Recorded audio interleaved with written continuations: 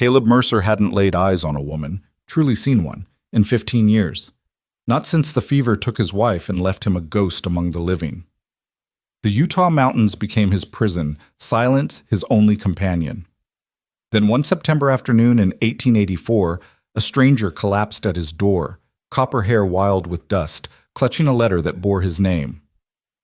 "I'm your bride," she whispered. But Caleb never wrote for a bride. Someone had. And that lie would either save him or destroy them both. Follow this story to the end and comment your city below so I can see how far this tale has traveled. The morning Caleb Mercer's life changed forever began like every other morning for the past 15 years, with silence so thick it had weight. He woke before dawn in the narrow bed he'd slept in alone since 1869, when Sarah died. The quilt still smelled faintly of the lavender she used to hang in muslin bags from the rafters. Caleb never washed it. Couldn't bring himself to erase that last ghost of her, even as the scent faded year by year until it was more memory than reality. He swung his legs out of bed, bare feet hitting cold floorboards. September in the Utah mountains meant frost on the windows and breath misting in the air inside the cabin. He dressed in the dark, same shirt, same trousers, same boots with the worn-down heel he kept meaning to fix. Routine was armor. Routine kept the thoughts at bay. Coffee first. Always coffee. Caleb built up the fire in the iron stove, hands moving through the motions without thought. Kindling, then split logs, then the old tin pot filled with water from the bucket by the door. While it heated, he stood at the window and watched the sun creep over the eastern peaks, turning the sky from black to purple to that particular shade of gold that Sarah used to say looked like heaven's front door opening. He didn't think of her often anymore. Couldn't afford to. Grief was a luxury for men who had the energy to feel things. The coffee boiled. He poured it black and bitter into a chipped mug and drank it standing up, looking at nothing. Outside, his dozen cattle were already stirring, their low calls drifting up from the pasture. The chickens would need feeding. The fence on the north property line still wanted mending from where a bear had pushed through last month. The roof over the barn leaked when it rained. Always something, always work. That was fine. Work filled the hours. Caleb finished his coffee, set the mug in the dry sink, and reached for his hat. The same sweat-stained Stetson he'd worn since before Sarah. Before this mountain, before he'd become whatever hollow thing he was now. He was halfway to the door when he heard it, a sound that didn't belong. Caleb froze, hand on the latch, listening. There it was again, a rhythmic creaking like wagon wheels on the rutted trail that led up from the main road. But nobody came up here. Not anymore. Jonas Miller from town used to visit once a month, bringing supplies and news Caleb didn't want. But even Jonas had given up after Caleb threatened to shoot his horse if he didn't turn around. That was 2 years ago.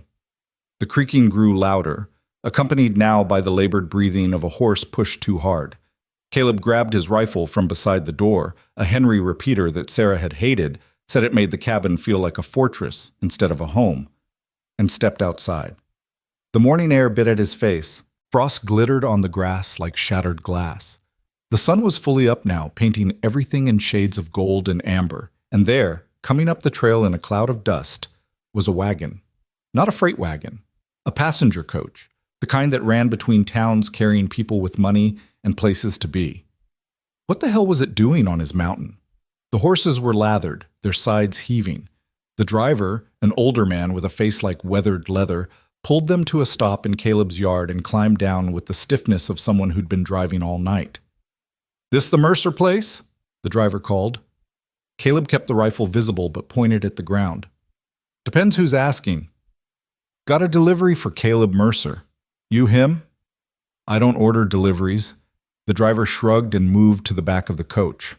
"Well, someone did. Paid in full, too. Chicago to here. Specific instructions." He opened the door and extended a hand inside. "Come on, miss. We're here." Caleb's chest tightened. "Miss?" A hand appeared first, slender, pale, trembling slightly as it gripped the driver's. Then a woman emerged from the coach, and Caleb forgot how to breathe. She was young, mid-20s maybe. Copper-red hair pulled back in a bun that had mostly come loose during the journey, wisps of it clinging to her cheeks and neck. She wore a gray traveling dress that had once been fine, but was now covered in dust and wrinkled from days of wear. Her face was pale, her lips pressed together in a thin line, and her eyes, green, he noticed, even from this distance, held a mixture of exhaustion and determination that Caleb recognized because he saw it in his own mirror. This was a woman at the end of her rope. She steadied herself against the coach, then turned and reached back inside, pulling out a small carpet bag and a worn leather satchel. The driver helped her down, and she stood there in Caleb's yard, swaying slightly, looking at the cabin and then at him. Their eyes met. For a moment, nobody moved. The horses stamped and snorted. A crow called from the pine trees. The world tilted on its axis. Then the woman took a step forward, and another, and her legs gave out. Caleb moved without thinking. He dropped the rifle and lunged forward, catching her just before she hit the ground. She was lighter than he expected, all bones and exhaustion, and she smelled like coal smoke and something sweet. Lavender, maybe, or rosewater. His hands hadn't touched a woman in 15 years, and the shock of it, the warmth of her, the reality, almost made him drop her. "I'm sorry," she whispered, her voice hoarse. "I'm sorry, I just—" "Don't apologize," Caleb said, the words coming out rougher than he intended. "Can you stand?" She nodded, but when he tried to help her up, her knees buckled again. He caught her once more, and this time he didn't let go. "Inside, Tom," he said to the driver. "Bring her things." The driver hesitated. "You sure? I mean, this is... well, it's irregular." "Bring her things." Something in Caleb's voice made the man move. He grabbed the carpet bag and satchel and followed as Caleb carried the woman toward the cabin. She didn't protest. Her head lolled against his shoulder, and he could feel her heartbeat, rapid, fluttering, like a bird's. Inside, he laid her on the old sofa near the stove. The same sofa where Sarah used to sit and read while he worked on harnesses and tools. The woman's eyes were closed now, her breathing shallow. Dust streaked her face, and there were dark circles under her eyes that spoke of sleepless nights and hard travel. The driver set the bags down by the door. "She's been on the road for near a week," he said. "Chicago to Denver, Denver to Salt Lake, then up here. Wouldn't tell me why, just kept saying she had to get to the Mercer Ranch." Caleb turned to him. "What's her name?" "Didn't say. Had a letter, though." The driver reached into his coat and pulled out an envelope, yellowed and creased from handling. "Said to give this to Caleb Mercer when we arrived." Caleb took the envelope. His name was written across the front in careful script, not his handwriting, but someone's who knew how to write proper. The seal had been broken. "She read it?" he asked. "Said it was addressed to her too. Wouldn't show me, but she kept reading it over and over during the journey, like she was memorizing it." Caleb's jaw tightened. "How much do I owe you?" "Already paid. Like I said, someone in Chicago took care of everything." "Then get off my property." The driver opened his mouth to argue, then thought better of it. He touched his hat brim and headed for the door. At the threshold, he paused. "Good luck, mister. I think you're going to need it." Then he was gone, the sound of the wagon fading down the trail. Caleb stood there holding the letter, looking at the woman on his sofa. She was starting to stir, her eyelids fluttering. He should wake her, demand answers, find out what kind of game this was. Instead, he opened the letter. The paper was good quality, expensive. The handwriting was the same as on the envelope, careful, deliberate, masculine. Caleb's eyes scanned the words, and with each line his blood ran colder. "Dear Miss Whitfield, I am writing in response to your inquiry regarding matrimonial arrangements. After careful consideration, I believe we may be well suited to one another. I am a rancher of modest means living in the Utah Territory. I am 40 years of age, in good health, and of sound moral character. I seek a wife who is industrious, of good temperament, and willing to embrace the challenges of frontier life. If these terms are agreeable to you, I invite you to travel to my ranch, where we may become acquainted and, if suitable, enter into marriage. I have arranged for your passage and will meet you upon arrival. I am a man of few words, but I give you my word that you will be treated with respect and provided for to the best of my ability. Yours in sincerity, Caleb Mercer." The letter slipped from Caleb's fingers and drifted to the floor. He didn't write this, didn't send for a bride, didn't even know there were agencies that arranged such things, though he'd heard stories. Men on the frontier too isolated or too awkward to court proper, sending for women from back east like ordering equipment from a catalog. But he never... Is it really you? Caleb spun around. The woman was sitting up now, her green eyes fixed on him with an intensity that made him take a step back. She looked fragile as glass but hard as iron underneath, and there was something in her expression, hope, maybe, or desperation, that twisted in his chest like a knife. Is it really you? She repeated. Caleb Mercer? Yes, I'm Caleb Mercer, but I'm Clara. She stood, wavering slightly, but refusing to sit back down. Clara Whitfield, from Chicago. She gestured at the letter on the floor. You wrote to me. You said if I came here, we might... She couldn't finish. Her voice broke, and she pressed her hand to her mouth, fighting for control.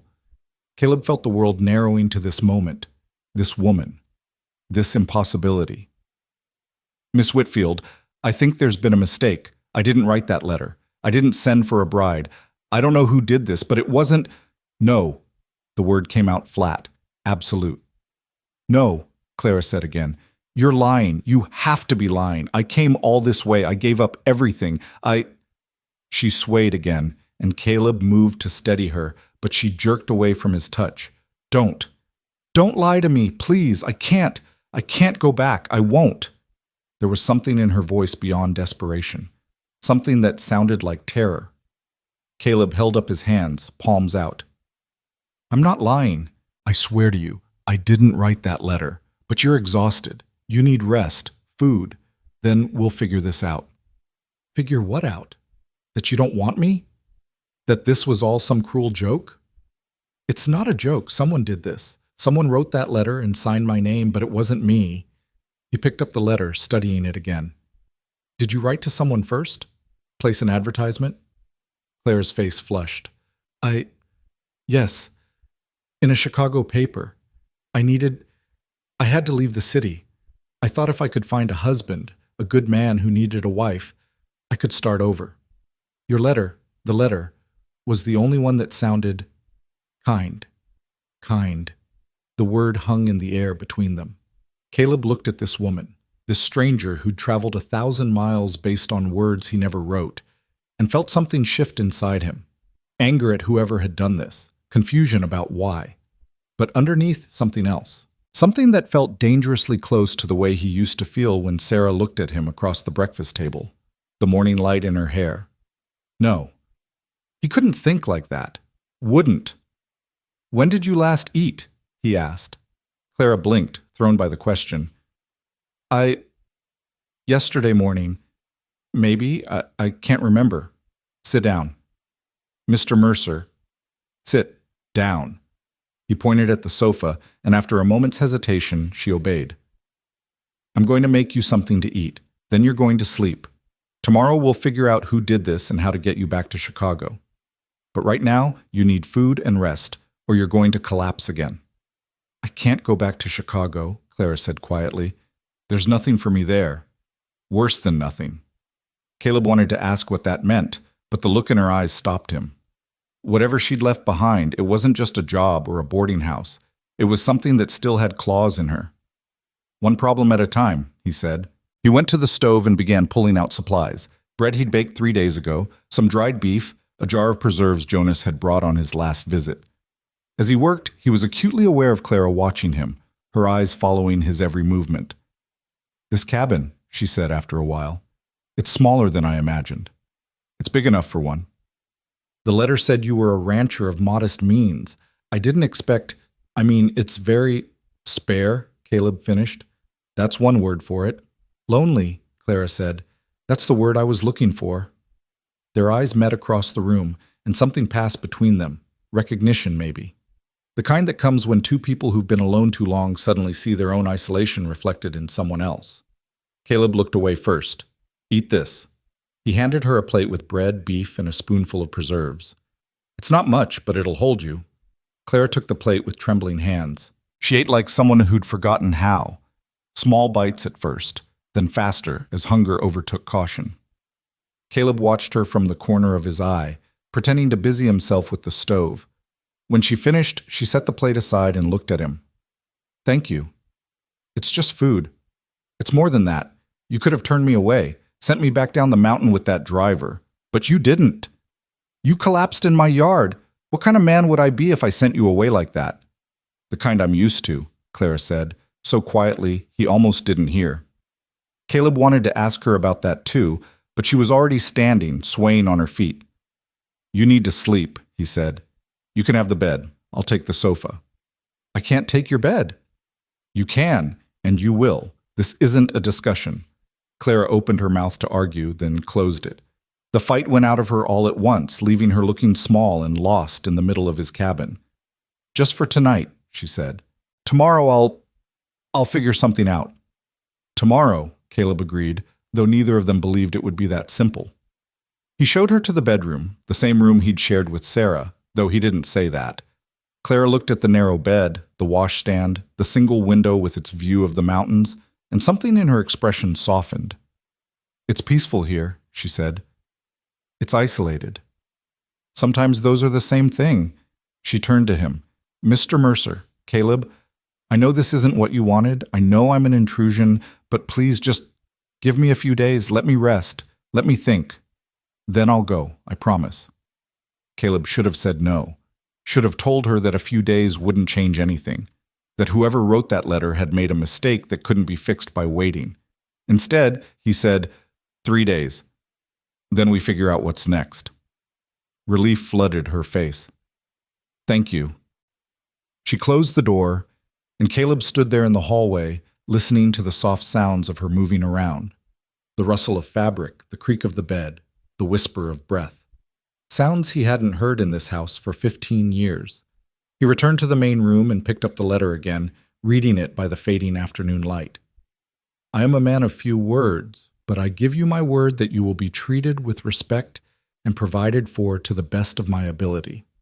Someone knew him well enough to write this, knew his age, his occupation, his isolation, knew that if a woman showed up claiming to be his bride, he wouldn't turn her away without at least hearing her out. Jonas. The name hit him like a physical blow. Jonas Miller, his oldest friend, the only person who still visited before Caleb drove him off. Jonas, who'd been after him for years to move on, to find someone new, to stop living like a ghost.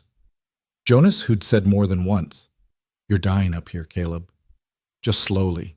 If I could find a way to make you live again, I'd do it. Damn the consequences." "Damn you," Caleb whispered to the empty room. He crumpled the letter in his fist, then smoothed it out again. Because no matter how angry he was, no matter how much he wanted to ride into town and put his fist through Jonas's face, the fact remained. Clara Whitfield was here. Exhausted, frightened, with nowhere else to go and something dark chasing her from Chicago. And for the first time in 15 years, Caleb's cabin didn't feel like a tomb. He sat on the sofa as the sun set, watching shadows crawl across the floor, and thought about the woman sleeping in his bed. Clara. Red hair and green eyes, and a voice that broke when she said she couldn't go back. 3 days. He'd given her 3 days. Somehow, Caleb suspected it wouldn't be enough. Night fell heavy on the mountain. Caleb sat by the dying fire, unable to sleep, the rifle across his knees more from habit than need. In the bedroom, Clara's breathing had finally evened out into the deep rhythm of true rest.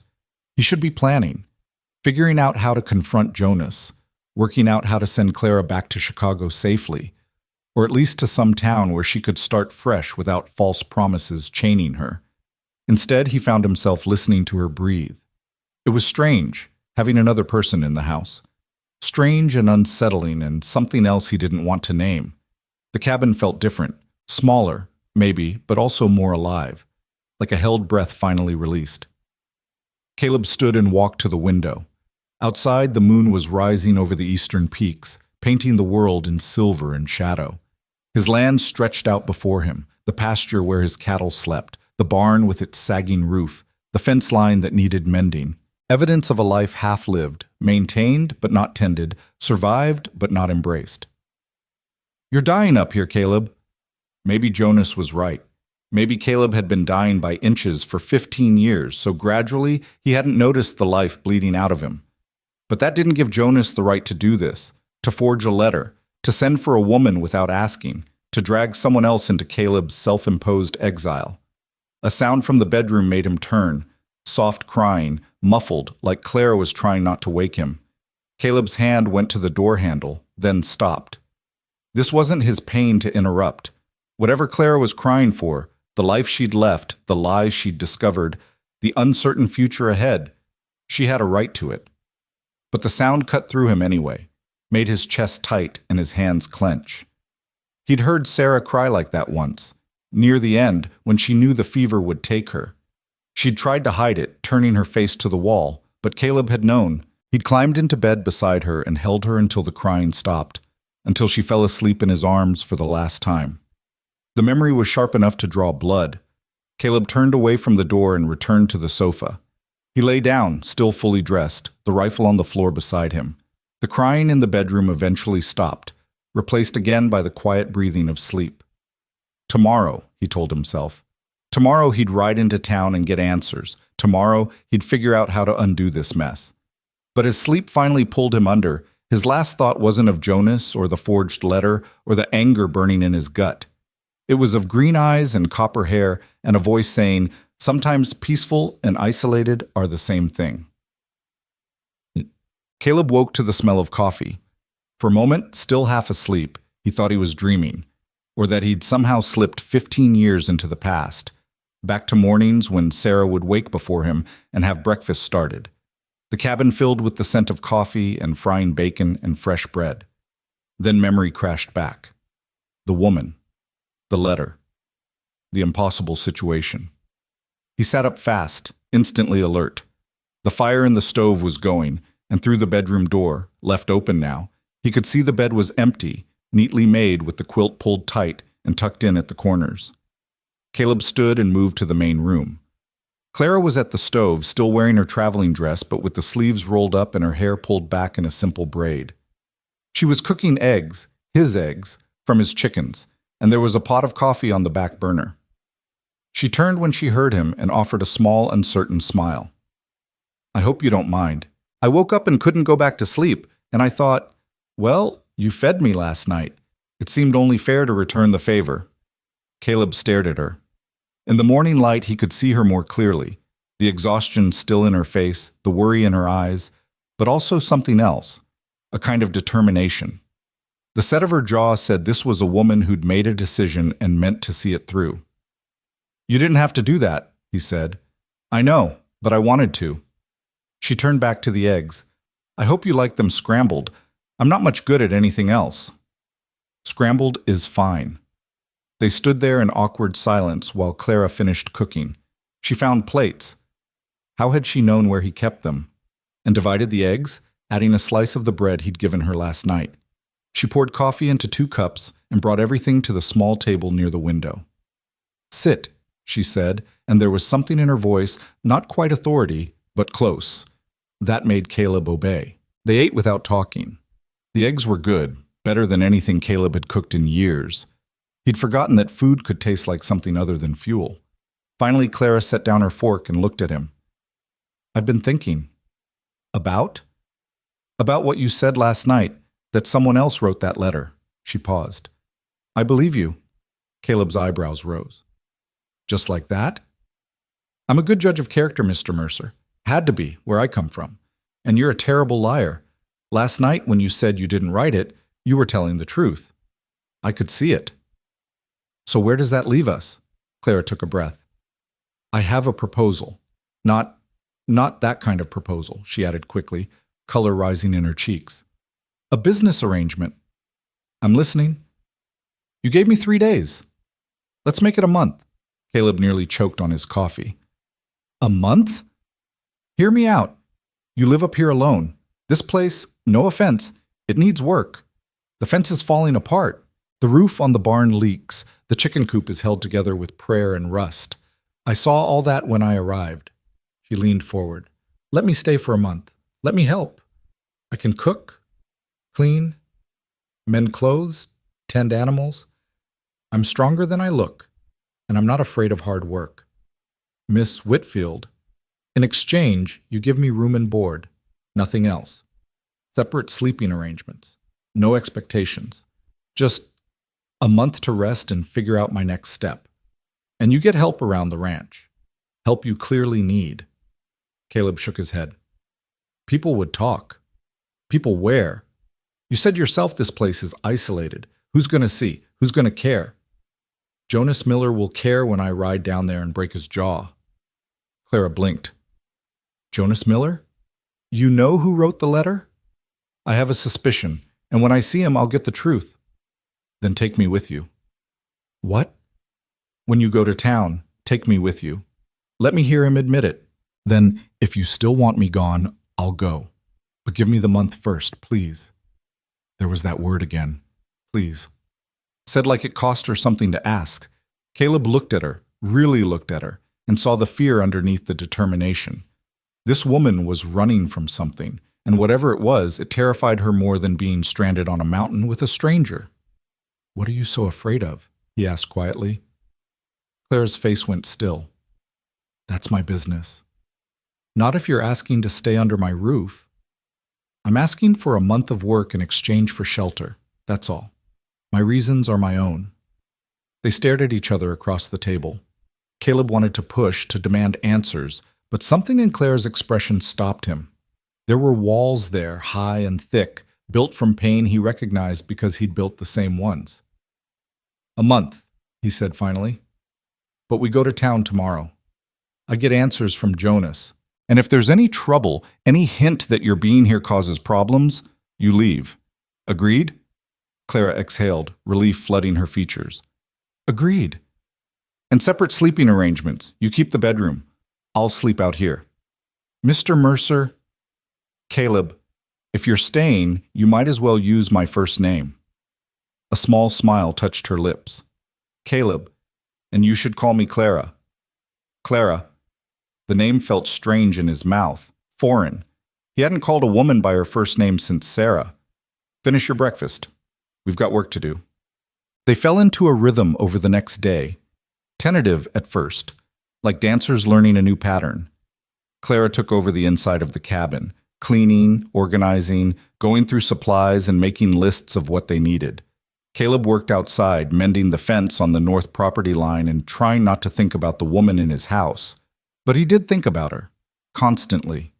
He thought about the way she moved through the cabin with quiet efficiency, like she was trying to make herself useful enough to justify her presence. He thought about her hands, surprisingly strong for how delicate they looked, and the way she hummed under her breath while she worked. He thought about the fear in her eyes when she'd said she couldn't go back to Chicago. Mostly, he thought about how the cabin felt different, alive. That afternoon, Clara brought him water while he worked on the fence. She picked her way across the pasture in her traveling dress, which was looking worse for wear, carrying a jar wrapped in cloth to keep it cool. You should take a break, she said, handing him the water. It's hot. Caleb drank, the water cool and sweet. Thank you. Clara looked out at the mountains, shading her eyes against the sun. It's beautiful here, harsh, but beautiful. That's one way to describe it. How would you describe it? Caleb considered.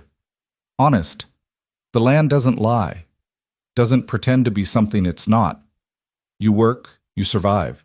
You don't, you die. Is that why you stay? The honesty? I stay because there's no reason to leave. Clara turned to him, and there was something searching in her gaze. Was there ever a reason to leave? Sarah. The name rose in his throat, but he couldn't say it. Once. Long time ago. What happened? She died. The words came out flat, emotionless. 15 years of practice made them that way. Fever. Took her in 3 days. Clara's expression softened. I'm sorry. It was a long time ago. Grief doesn't care about time, though, does it? Caleb looked at her sharply. There was understanding in her voice, the kind that came from experience. You lose someone too? In a way. Clara hugged herself, despite the heat. Someone I thought I knew. Someone I thought would, but it doesn't matter now. They're gone, and I'm here. That why you left Chicago? Clara's jaw tightened. Yes. Want to tell me about it? No. Fair enough. Caleb handed back the jar. Thank you for the water. Clara nodded and started back toward the cabin, but halfway there she stopped and turned. Caleb? Tomorrow, when we go to town, will you tell people who I am? What I am? What do you mean, what you are? A mail-order bride. Someone who came here expecting one thing and found another. Someone who's unwanted. The word hit Caleb harder than it should have, unwanted. Like she was something broken, something to be discarded. I'll tell them you're a friend, he said. Visiting for a while, helping out. That's all they need to know. They won't believe you. I don't care what they believe. Clara smiled then, small but genuine. Thank you.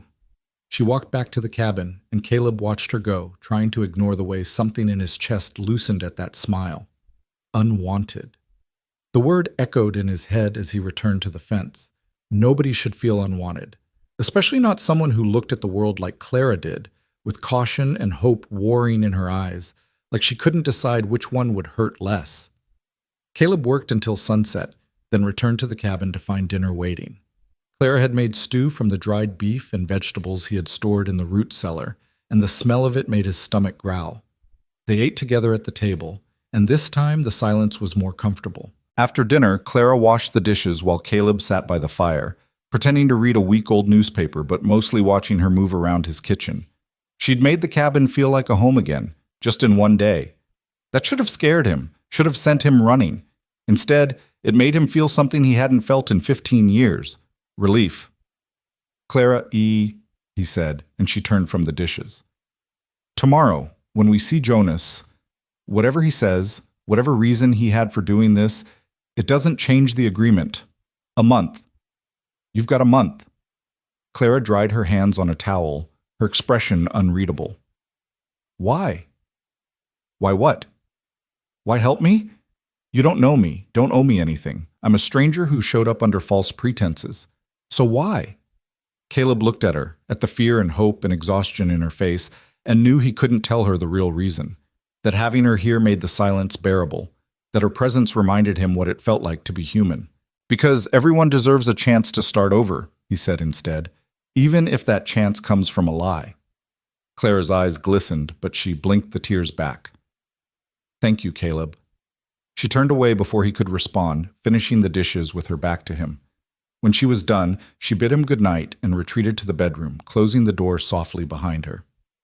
Caleb sat by the fire long after she'd gone to bed, listening to the night sounds of the mountain, wind through the pines, the distant call of a coyote, the creak and settle of the cabin itself.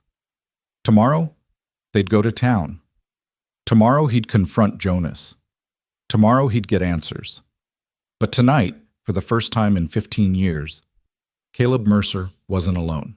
And against all reason, against every wall he'd built, that felt like enough. The morning came cold and clear, frost painting intricate patterns on the windows like lace made of ice.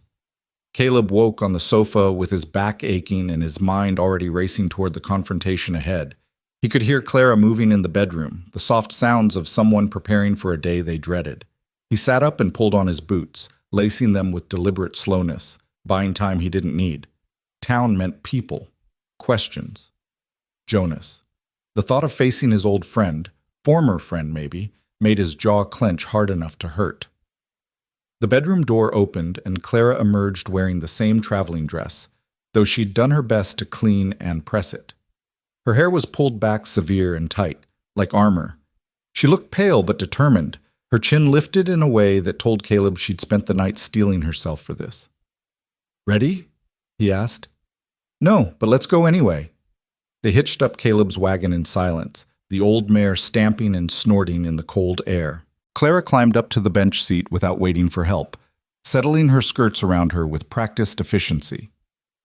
Caleb took his place beside her, acutely aware of how close they were sitting, their shoulders nearly touching. The trail down the mountain was rough, rutted from spring runoff and summer storms. The wagon jolted and swayed, and more than once Clara had to grab the seat to keep from being thrown. Caleb drove with one hand, the other resting near hers in case she needed steadying. She never asked for it. They'd been riding for maybe 20 minutes when Clara finally spoke. This friend of yours, Jonas, What kind of man is he? Caleb considered the question. Good man. Or was. Known him since before I came to the mountain.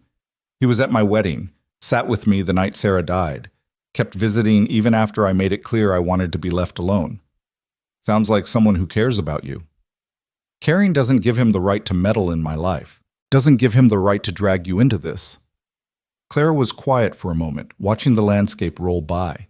Pine forests giving way to scrub brush, the mountains rising behind them like sleeping giants. Maybe he thought he was saving you. From what? From yourself. The words hit harder than they should have. Caleb's hands tightened on the reins, making the mare toss her head in protest. He loosened his grip, forcing his voice to stay level. That wasn't his choice to make. No, Clara agreed. It wasn't. But lonely people do desperate things. Trust me, I know. Caleb glanced at her. She was staring straight ahead, her face expressionless. But there was something in her voice, a hollowness that spoke of hard experience. He wanted to ask what desperate things she'd done, what had driven her to answer an advertisement from a stranger, to travel across the country on the promise of a new life. But the walls around Clara were high and guarded, and Caleb knew better than to push. He had walls of his own. The town of Redemption came into view as they rounded the last bend, a collection of weathered buildings clustered along a single main street, with a church at one end and a saloon at the other. Maybe 200 people called it home, most of them ranchers or miners or the shopkeepers who served them. It was the kind of place where everyone knew everyone else's business, and strangers were noticed immediately. Caleb felt Clara stiffen beside him as they entered town. A few people on the street stopped to stare. Old Mrs. Henderson outside the general store, the blacksmith's apprentice taking a break from the forge, a group of cowboys lounging outside the saloon. Their eyes tracked the wagon, landing on Clara with undisguised curiosity. They're staring, Clara whispered. Let them. Caleb, you're with me. That's all that matters. He pulled the wagon up outside Miller's Hardware, Jonas's store. It was a solid building, well-maintained with glass windows that gleamed in the morning sun and a painted sign that read Miller and Sons, even though Jonas had no sons, no family at all except for the town itself. Caleb set the brake and climbed down, then turned to help Clara. She hesitated, her eyes fixed on the store. I can wait here, she said. No, you come with me. You deserve to hear this. Clara took his offered hand and stepped down, and Caleb was struck again by how light she was, how fragile she seemed despite the steel in her spine. He didn't let go of her hand right away, and she didn't pull back. For a moment they stood there, two people bound together by a lie, facing the truth. Then Caleb released her and headed for the door. The bell above it jangled as they entered. The store was dim after the bright sunlight, smelling of sawdust and machine oil and the penny candy Jonas kept in a jar by the register. Shelves lined the walls, stocked with everything from nails to lanterns to bolts of fabric. At the back counter, Jonas Miller stood with his back to them, inventorying something in a ledger. Be right with you, Jonas called without turning around. Caleb's hands clenched into fists. You'll want to turn around for this, Jonas. Jonas froze. Then, slowly, he set down his pencil and turned. He was a big man, broad-shouldered and barrel-chested, with a beard going gray and eyes that usually held warmth and humor. Right now they held recognition and something that might have been guilt. His gaze moved from Caleb to Clara and back again. Ah, hell. That's all you've got to say? Ah, hell. Jonas came around the counter, his hands raised in a placating gesture. Caleb, listen. Did you write that letter? Caleb, did you write it? Did you forge my name? Did you send for her? Caleb pointed at Clara, who stood very still beside him, her face pale. Jonas looked at Clara, and something in his expression softened. Ma'am, I'm sorry you got caught up in this, but yes, I wrote the letter I sent for you, and I'd do it again. The admission hung in the air like gun smoke. Caleb took a step forward, and Jonas didn't back down. They stood there, two old friends on the edge of violence, while Clara watched with wide eyes. Why? Caleb's voice was low, dangerous. Why would you do this? Because you're dying up there, Caleb. You've been dying for 15 years, and I'm sick of watching it. Jonas's voice rose, years of frustration pouring out. You think I don't know what that cabin is? It's a tomb, a place you go to wait for death because you're too much of a coward to live. You son of a... Sarah's been gone 15 years. 15 years, Caleb, and you're still up there, still alone, still punishing yourself for something that wasn't your fault. When was the last time you laughed? When was the last time you did anything besides work and sleep and wait for the next day to be exactly like the last? Caleb's hands were shaking. You had no right. I had every right. I was your friend. Am your friend, whether you like it or not. And friends don't let friends waste away to nothing. So you sent for a stranger. You dragged her across the country on a lie? You thought that would fix things? Jonas looked at Clara again, and this time there was apology in his eyes. I hoped that if someone came, someone good and decent who needed a fresh start as much as you do, maybe you'd both find something worth holding on to. Clara spoke for the first time, her voice steady despite the tremor Caleb could see in her hands. You used me. Both of us. You gambled with our lives like we were pieces on a chessboard. Yes, ma'am, I did. And I'm sorry for that, but I'm not sorry for trying to give Caleb a reason to live again. That wasn't your choice to make, Clara said, echoing Caleb's earlier words. He gets to choose his own life, even if that life is lived alone. Jonas nodded slowly. You're right. It wasn't my choice, but I made it anyway, and now here we are. Caleb felt the anger draining out of him, leaving only exhaustion. He'd expected to feel vindicated, satisfied when Jonas confessed. Instead, he just felt tired and confused, and something else he couldn't name. We had an agreement, Jonas said quietly. The agency in Chicago. I paid for everything. Her passage, her expenses. She was supposed to stay for at least a month. Get to know you. See if it could work. It can't work, Caleb said.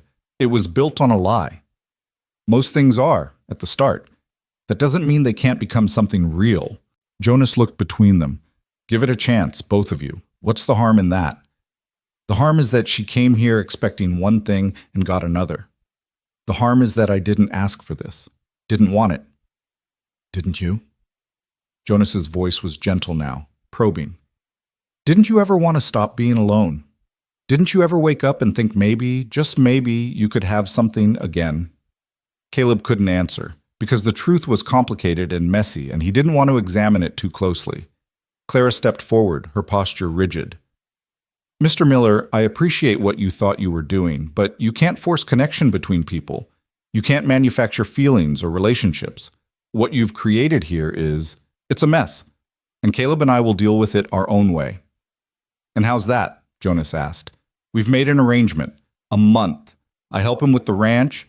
He gives me shelter while I figure out my next step. That's all. Nothing more. Jonas looked at Caleb. That true? It's true. Well, Jonas scratched his beard, thinking, I suppose that's something. Better than you sending her straight back to Chicago. I can't go back to Chicago, Clara said, the words bursting out before she could stop them, then quieter. There's nothing for me there. Jonas's expression sharpened with curiosity, but he didn't press. Then I'm glad you're staying, even if it's just for a month, even if it's just business. Caleb wanted to leave, wanted to get Clara back to the wagon and return to the mountain where things made sense, where there weren't old friends making choices for him and women with secrets in their eyes. But something kept him rooted. The money you spent, he said, for her passage. I'll pay you back. No need. I'll pay you back, Jonas. I don't want to owe you. Jonas sighed. Fine. Pay me back if it makes you feel better. But Caleb, maybe think about why you're so angry. Is it really about the letter? Or is it because some part of you is glad she came? Caleb turned without answering and headed for the door. Clara followed, but at the threshold she paused and looked back at Jonas. Mr. Miller? You said I was supposed to stay a month. Get to know him. See if it could work. Yes, ma'am. What made you think it could? What made you think we'd be suited?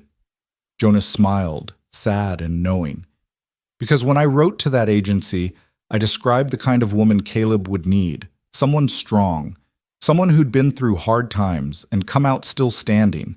Someone who understood that healing isn't linear and love isn't simple. And when you answered, when I read your letter asking for a fresh start, asking for someone kind, I knew. You were both looking for the same thing. What's that?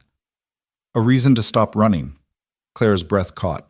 Then she turned and followed Caleb outside, leaving Jonas alone in his store with his ledger and his guilt and his hope. The street was busier now, the town coming fully awake. More people stared as Caleb and Clara walked to the wagon. He heard whispers, saw pointing fingers. This would be all over redemption by sundown. Caleb Mercer, the hermit, coming to town with a strange woman. Let them talk. He'd stopped caring what people thought 15 years ago, but as he helped Clara into the wagon, he saw the way she held herself, the shame and discomfort radiating from her like heat. She cared. Whatever had happened in Chicago, whatever she was running from, it had taught her to fear judgment. Caleb climbed up beside her and took the reins, but before he could signal the mare forward, a voice called out, "Caleb Mercer, that you?" Caleb turned to see Reverend Thomas striding toward them, his black coat dusty from the road, his round face creased with pleasure. He was the town's preacher, a good man who'd tried more than once to coax Caleb back to church, back to community. "Reverend," Caleb said with a nod, "haven't seen you in town for months. Thought maybe you'd finally turned into a proper mountain man, living on berries and stream water." The Reverend laughed at his own joke, then his eyes landed on Clara. "And who is this lovely young lady?" Caleb felt Clara tense beside him. "This is Miss Whitfield. She's staying at my ranch for a while, helping out." The Reverend's eyebrows rose. "Helping out? Well, that's wonderful.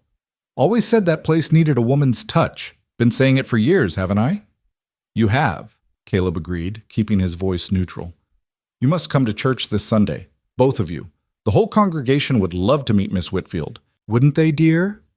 This last was directed at a woman who'd appeared at the Reverend's elbow, his wife, Martha Thomas, a bird-like woman with sharp eyes and a sharper tongue. Martha looked Clara up and down, taking in the wrinkled traveling dress, the tired eyes, the defensive posture. "I'm sure they would," she said, and there was something in her tone that made Caleb's hackles rise. "Tell me, Miss Whitfield, where are you from?" "Chicago," Clara said quietly. "Chicago, my goodness, that's quite a journey. What brings you all the way out here to our little territory?" "I needed a change.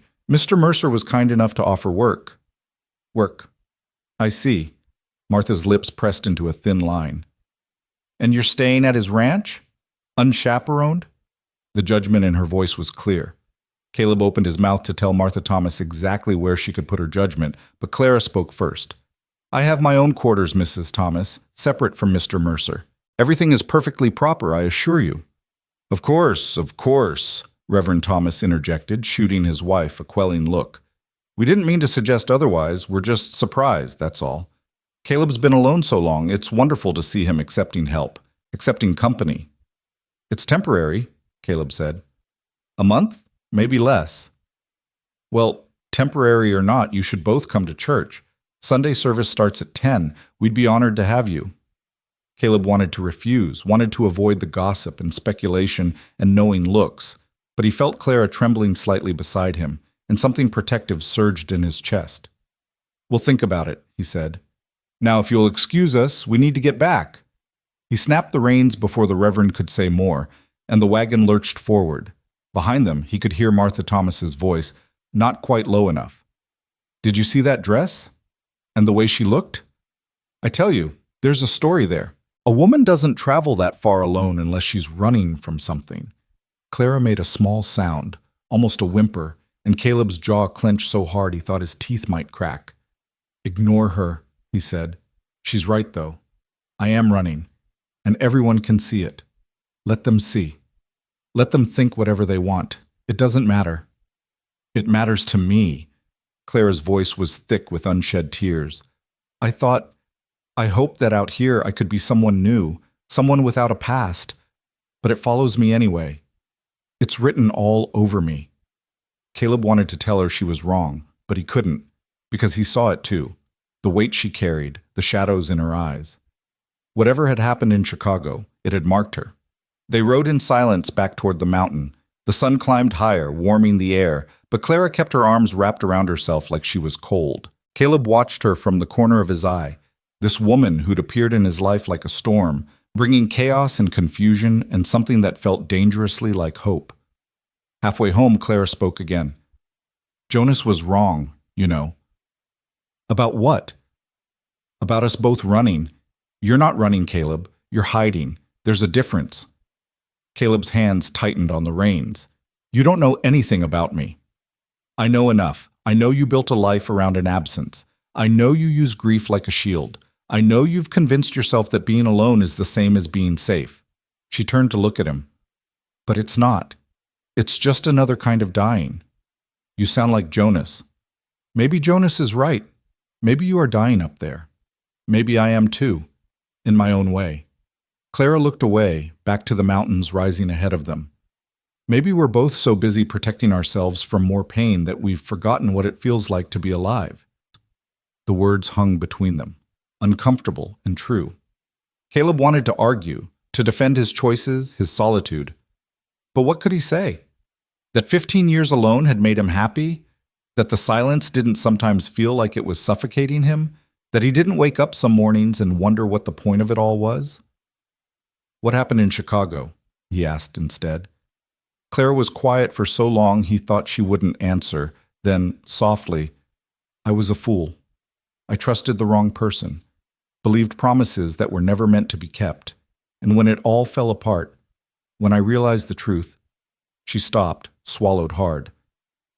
I couldn't stay. Not in that city. Not in that life.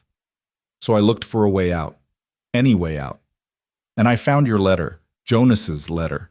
It seemed like providence, like maybe God was giving me a second chance. And instead you got me.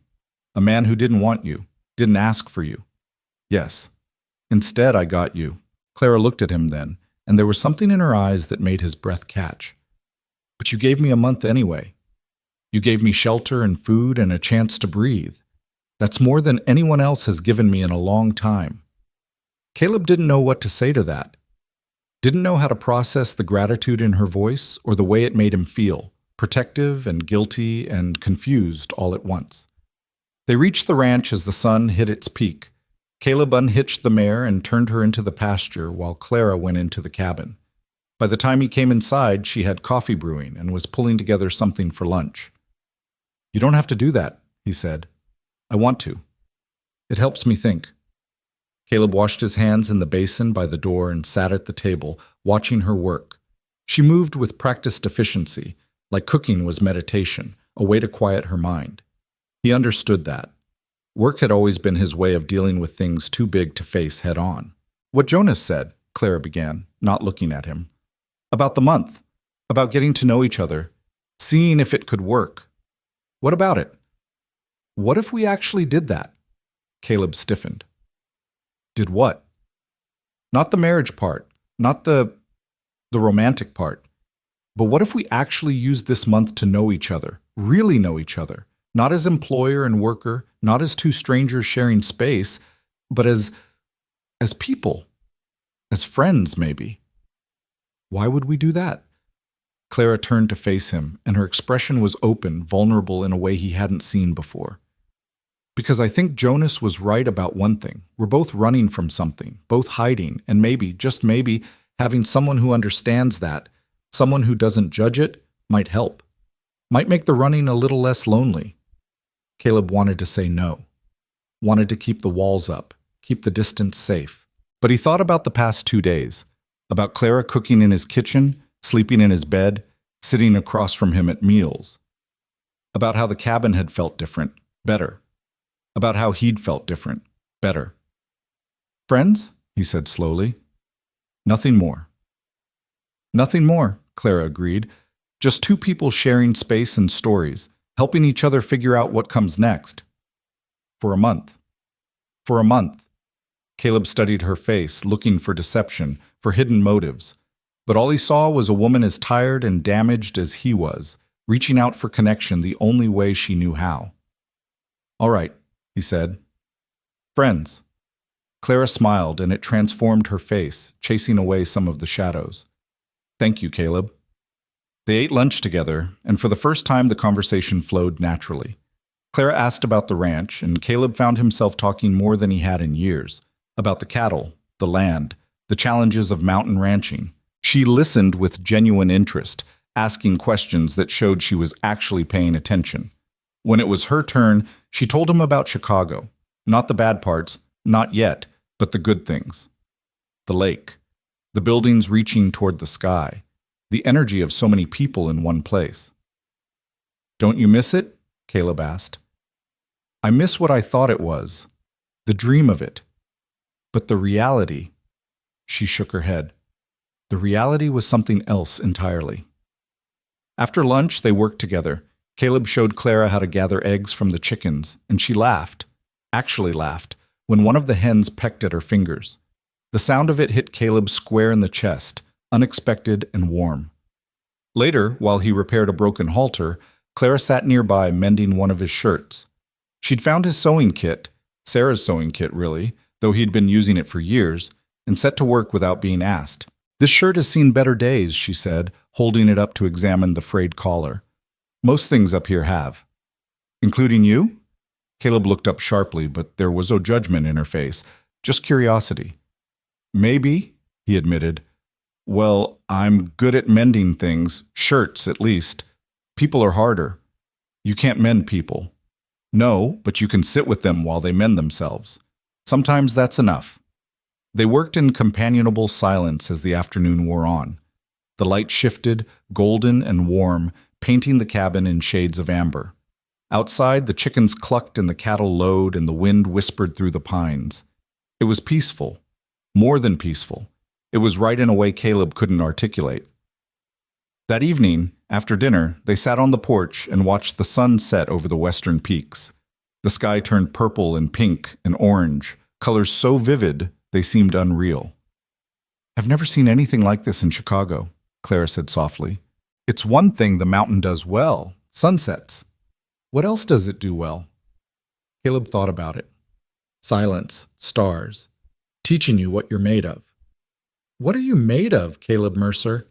He looked at her, this woman who'd been a stranger 3 days ago and now felt like something else, something more. "I used to think I knew. Now I'm not so sure." Clara nodded slowly. "I understand that. I thought I knew who I was too, what I wanted, what I deserved. But it turned out I didn't know anything at all." "What do you want now?" The question seemed to catch her off guard. She was quiet for a long moment, staring at the dying light. "Honestly, I don't know. Peace, maybe. A place where I can breathe without feeling like walls are closing in. A chance to be someone other than the person I was. You can be anyone you want up here. Mountain doesn't care about your past. But I care. I carry it with me. Every day. Every moment." She turned to him, and in the fading light her eyes looked dark, haunted. "How do you let go of something that's part of you? How do you forgive yourself for being a fool?" Caleb didn't have an answer. He'd spent 15 years trying to forgive himself for not saving Sarah, for surviving when she didn't, and he still hadn't managed it. "Maybe you don't," he said finally. "Maybe you just learned to carry it better." Clara smiled sadly. "Is that what you've done?" "I've tried. Not sure I've succeeded." "But you're still here, still standing. That counts for something." "Does it?" "Yes. It counts for everything." They sat in silence as the stars began to appear. First a few, then dozens, then hundreds, until the sky was thick with them. Clara tilted her head back, wonder on her face. "There are so many," she breathed. "City lights drown them out. Up here, you can see what's always been there. I wish I'd known about this before. About places like this. Maybe I wouldn't have stayed in Chicago so long. Maybe I would have run sooner. Running doesn't solve anything, just changes the scenery." Clara looked at him. "Then why did you run up here after your wife died?" The question hit like a physical blow. Caleb's jaw worked, emotions churning in his chest. Anger, grief, something close to shame. "That was different," he managed. "Was it?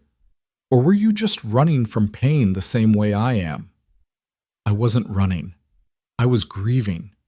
For 15 years, alone on a mountain? That's not grieving, Caleb. That's hiding. You said it yourself. The mountain teaches you what you're made of. What has it taught you?" Caleb stood abruptly, the rocker scraping against the porch. I should check on the cattle. It's dark. I can manage in the dark? He left the porch, left Clara sitting there with her questions and her insight that cut too close to bone. He walked out into the pasture, the grass wet with dew, the stars bright overhead, and tried to remember how to breathe. She was wrong. She had to be wrong. He wasn't hiding. He was just, what? Living? Surviving? Waiting for what? The question followed him as he checked the fence line, as he counted the cattle by starlight, as he stood in the middle of his land and felt the emptiness of it pressing down on him. For 15 years, he'd told himself this was enough. The work, the silence, the memories of Sarah that he could take out and examine on long winter nights. He'd convinced himself that wanting more was betrayal, that moving forward meant leaving her behind. But Clara's words echoed in his head. That's not grieving. That's hiding. Maybe she was right. Maybe he'd been hiding so long he'd forgotten what it felt like to live. Caleb returned to the cabin to find Clara already in the bedroom, the door closed. He lay down on the sofa, staring at the ceiling, listening to her breathe in the next room. Tomorrow they'd work. They'd talk. They'd continue this strange dance of two broken people trying to figure out how to be human again. And somewhere in the back of his mind, quiet but persistent, was the knowledge that a month wasn't very long, wasn't nearly long enough. For what, he didn't let himself think about. Not yet. The days that followed settled into a rhythm that felt both foreign and familiar to Caleb. He woke each morning to the smell of coffee already brewing, to the sound of Clara moving through the cabin with quiet efficiency. She kept her distance when he needed it, offered conversation when the silence grew too heavy, and worked alongside him with a determination that surprised him daily. A week passed. Then another. The fence got mended. The roof on the barn stopped leaking. The cabin began to show signs of care it hadn't seen in years. Curtains washed and rehung, floors scrubbed clean, small repairs made to things Caleb had learned to live with broken. Clara worked like someone trying to prove her worth, and it bothered him more than he wanted to admit. She didn't need to prove anything, but every time he tried to tell her to slow down, to rest, she'd just smile that sad smile and say she needed to keep busy. He understood that better than she knew. They talked more as the days went by. Small things at first, the weather, the cattle, plans for the day. But gradually the conversations deepened, like miners digging for something valuable, not sure what they'd find, but unable to stop looking. One afternoon, 2 weeks into Clara's stay, Caleb found her in the barn, attempting to lift a saddle that was too heavy for her. He watched for a moment as she struggled, her face flushed with effort and frustration, before stepping in. "Let me," he said, taking the saddle from her hands. Clara stepped back, breathing hard. "I could have managed." "Maybe, but you don't have to." He hung the saddle on its proper hook. "You push yourself too hard." "I need to be useful." "You are useful, but that doesn't mean you have to break yourself doing it." Clara looked at him, and there was something raw in her expression. "If I'm not useful, what am I? Just another burden, another mistake." "You're not a mistake, Clara." "Aren't I? I came here under false pretenses. I'm staying in your home, eating your food, taking up space in your life. If I'm not at least earning my keep, stop." Caleb moved closer, close enough to see the exhaustion in her eyes, the fear underneath the determination. "You don't have to earn the right to exist. You don't have to prove you deserve kindness. You just have to be." Clara's eyes filled with tears, but she blinked them back fiercely. "That's not how the world works." "Maybe not, but it's how this mountain works. It's how I work." She laughed, but there was no humor in it. "You don't even want me here. Not really. You're just too decent to throw me out." "Is that what you think?" "It's what I know. I see the way you look at me sometimes, like you're trying to figure out how you ended up with this complication in your life, like you're counting down the days until I'm gone." Caleb felt something twist in his chest. Because she was partly right, he had counted the days at first, but somewhere along the way, he'd stopped. Somewhere along the way, the thought of Clara leaving had started to feel less like relief and more like loss. "You're wrong," he said quietly. "About what?" "About me wanting you gone. I did, at first. I won't lie about that. But now—" He trailed off, unsure how to finish, how to explain what he didn't fully understand himself. But now what? Caleb looked at her, at this woman who'd crashed into his carefully constructed solitude and somehow made it better without even trying. Now I'm getting used to having you here, to not being alone. And that scares me more than anything. Clara's breath caught. For a long moment they stood there in the dim barn, dust motes dancing in the shafts of light, the smell of hay and leather and horses surrounding them. It scares me too, she whispered. Getting used to this. To you. To feeling like maybe I could belong somewhere. Why does that scare you? Because everything I've ever belonged to has been taken away. Every time I let myself believe I've found a home, it turns out to be temporary, conditional, based on lies. Her voice cracked. I can't survive that again, Caleb. I can't let myself hope and then have it ripped away. It'll destroy me. Caleb wanted to tell her she was safe here, that nothing would be taken away. But he couldn't make that promise. In 2 weeks, her month would be up. She'd have to leave or make a choice to stay, and staying would mean something neither of them had agreed to, would mean crossing lines they'd carefully drawn. Then we won't hope, he said instead. We'll just live, day by day, no promises, no expectations, just this. Just this? Claire repeated, like she was testing the words. Then she nodded. Okay, just this. They left the barn together, walking back toward the cabin in the fading afternoon light. Caleb's shoulder brushed against Clara's, and neither of them moved away. That night, after dinner, they sat by the fire and Clara finally told him about Chicago. Not everything. He could feel the things she left out, the wounds still too raw to touch. But enough. She'd worked in a boarding house, she said. Respectable work, or it should have been. But the man who owned it, Mr. Garrett, had seen her as more than an employee. He'd made promises, marriage, security, a future, and she'd believed him. Why wouldn't she? She'd been alone since her parents died, desperate for someone to see her as more than just a pair of hands to clean rooms and cook meals. I was so stupid, Clara said, staring into the fire. He was married. Of course he was married, but he said his wife didn't understand him, that he was going to leave her. All the same tired lies men have been telling women since the beginning of time, and I fell for every single one. You weren't stupid. You were hopeful. There's a difference. Is there? Because hope got me exactly nowhere, except ruined. She pulled her knees up to her chest, wrapping her arms around them. When his wife found out, she made sure everyone knew what I was, what I'd done. I couldn't walk down the street without whispers following me, couldn't keep my job, couldn't stay in my boarding house. I was poison, and everyone knew it. Caleb's hands clenched. Where is he now, this Garrett?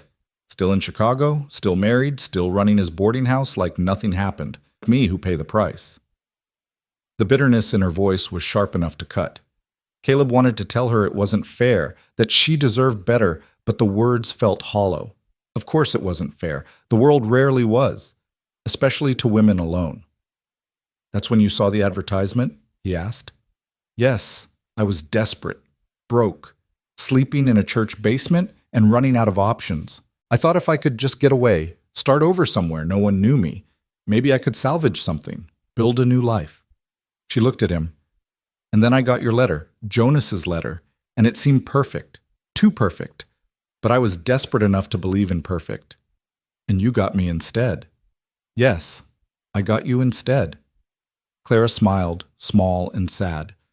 A man who didn't want me, didn't ask for me. A man so buried in his own grief he could barely see straight. Not exactly what I was hoping for. But you stayed anyway. Because where else was I going to go? Back to Chicago, to the whispers and the shame, to another city where I'd be just as alone, just as lost? She shook her head. At least here, I have a roof over my head, food to eat. And you've been kind, kinder than I deserve. You deserve kindness, Clara. What happened to you? What that man did to you? That wasn't your fault. Wasn't it? I made the choice to believe him. I made the choice to... She stopped, color flooding her face. I made my choices. I have to live with them. Caleb saw the shame in her expression, the self-loathing, and it made him angry. Not at her, never at her, but at the world that taught women to blame themselves for men's sins, at Garrett, wherever he was, at every person who'd whispered about Clara instead of helping her. "You were taken advantage of," he said firmly, "by a man who used your loneliness against you, by a system that punishes women for the same things it excuses in men. None of that is your fault." Clara's eyes glistened. "You don't understand. You can't. You're a man. You don't know what it's like to have your entire worth measured by your virtue. To have one mistake, one moment of weakness, define you forever." "No, I don't know what that's like, but I know what it's like to be defined by loss. To have one moment, one failure, shadow everything that comes after." "What failure? Sarah's death wasn't your fault, wasn't it?" Caleb stood and walked to the window, his back to Clara. "She got sick because I brought the fever home. I was in town trading with some travelers passing through. Didn't know they were sick, didn't think to be careful. I brought it back to Sarah, and 3 days later she was gone." He heard Clara stand, felt her move closer. "That's not failure," she said softly. "That's just life. Cruel and random and unfair, but not your fault. I should have protected her. That was my job, my responsibility, and I failed. So you punished yourself, locked yourself away up here where nothing could touch you, where you couldn't fail again because you wouldn't let yourself try." Caleb turned to face her. "Is that so different from what you're doing? Running from Chicago, hiding behind work and usefulness, trying to make yourself small enough that life can't hurt you again?" Clara flinched like he'd struck her. For a moment, anger flashed in her eyes, but it faded quickly, leaving only resignation. "No, it's not different at all. We're both cowards, aren't we? Both so scared of being hurt that we've stopped living. Maybe. But at least we're honest about it. That's something." They stood there in the firelight, two damaged people seeing themselves reflected in each other's pain. It should have been depressing, should have made the weight of their shared brokenness unbearable. Instead, it felt like relief, like finally being understood. "Clara," Caleb said, and his voice was rough. "What happened in Chicago, with Garrett, it doesn't make you less. Doesn't make you dirty or shameful or any of the things those people said. It just makes you human." A tear slipped down Clara's cheek, then another. "How can you say that? You barely know me." "I know enough. I know you're strong. I know you work yourself to exhaustion trying to prove something that doesn't need proving. I know you're brave enough to cross the country alone on nothing but hope. I know." He stopped, the next words catching in his throat. "I know that having you here has made me feel more alive than I have in 15 years. Clara's breath hitched. "Caleb, I'm not saying this to... I don't expect anything, but you should know. You should know that you matter, that your being here matters." More tears fell, and this time Clara didn't try to stop them. She closed the distance between them in 3 quick steps and wrapped her arms around him, burying her face against his chest. Caleb froze. For a heartbeat, too, he stood rigid, his body forgetting how to respond to human touch. Then slowly, his arms came up and encircled her, holding her while she cried. She felt impossibly small against him, fragile, but he could feel the strength in her too, the steel core that had brought her this far and kept her standing when everything told her to fall. "I'm sorry," Clara sobbed against his shirt. "I'm sorry, I shouldn't..." "Shh. It's all right. You're all right." "I'm not. I'm broken. Everything about me is broken." "Then we're both broken. And maybe that's okay. Maybe broken people understand each other better." Clara pulled back just enough to look up at him, her face wet with tears, her eyes red-rimmed and swollen. She was a mess. She was beautiful. "What are we doing, Caleb? What is this?" He didn't have an answer, didn't know how to name what was happening between them, this connection that had grown from necessity into something deeper, something that felt both dangerous and inevitable. "I don't know," he admitted. "But I'm tired of being alone, tired of hiding. And if that makes me selfish, it doesn't. It makes you human." Clara's hand came up to rest against his chest, right over his heart. "I'm tired too. So tired of running, of being afraid, of thinking I don't deserve good things." "You deserve good things, Clara. So do you." They stood like that, wrapped in each other's arms, the fire crackling behind them and the night pressing against the windows. It wasn't a kiss, wasn't even close to one, but it felt like something shifting, some wall crumbling that had stood between them since Clara arrived. Eventually, Clara stepped back, wiping her eyes with the back of her hand. I should go to bed. It's late. Clara, wait. She paused, looking at him. Thank you, Caleb said, for trusting me with your story. I know it wasn't easy. Thank you for listening, for not judging. I'm not in a position to judge anyone. Clara smiled, and this time it reached her eyes. Good night, Caleb. Good night. She disappeared into the bedroom, closing the door softly. Caleb stood there for a long time, staring at nothing, his chest still warm where Clara had rested against him. Everything was getting complicated. The clear lines they'd drawn, employer and worker, strangers sharing space, temporary arrangement, were blurring, and Caleb knew he should stop it, should pull back before things went too far. But he didn't want to. For the first time in 15 years, he wanted to move forward instead of staying frozen in the past. The question was whether Clara wanted the same thing, and whether either of them was brave enough to try. The next morning brought rain, a cold autumn downpour that turned the yard to mud and made outdoor work impossible. Caleb woke to the sound of it hammering on the roof, the rhythmic drumming that Sarah used to say sounded like horses running. He found Clara already up, standing at the window and watching the rain with a distant expression. Morning, he said. She turned, and her smile was genuine, if a bit shy. Morning. Coffee's ready? They ate breakfast in comfortable silence, the rain providing a backdrop to their thoughts. When they were done, Clara started to clear the dishes, but Caleb stopped her. Leave them. We're not working today. But there's always work. Not today. Today we rest. Clara looked uncertain. I don't know how to rest. Then I'll teach you. He built up the fire while Clara dried her hands, then gestured to the sofa. Sit. Caleb, I really should... Sit. Please. She obeyed, perching on the edge of the cushion like she might need to bolt at any moment. Caleb retrieved a book from the shelf, one of the few he owned, a collection of Shakespeare's plays that Sarah had loved, and handed it to Clara. Read, he said. Read? Just read? Just read. Out loud if you want. Or to yourself. It doesn't matter. Just sit and read and let the world take care of itself for a few hours. Clara stared at the book like it was a foreign object. Then slowly, she opened it, paging through until she found something that caught her interest. She began to read, silent at first, her lips moving with the words. Caleb sat in the chair across from her, pretending to look at a farming almanac, but mostly watching Clara. He saw the moment she relaxed, the tension bleeding out of her shoulders as she lost herself in the story. Saw her expression change. Curiosity, then interest, then something close to joy.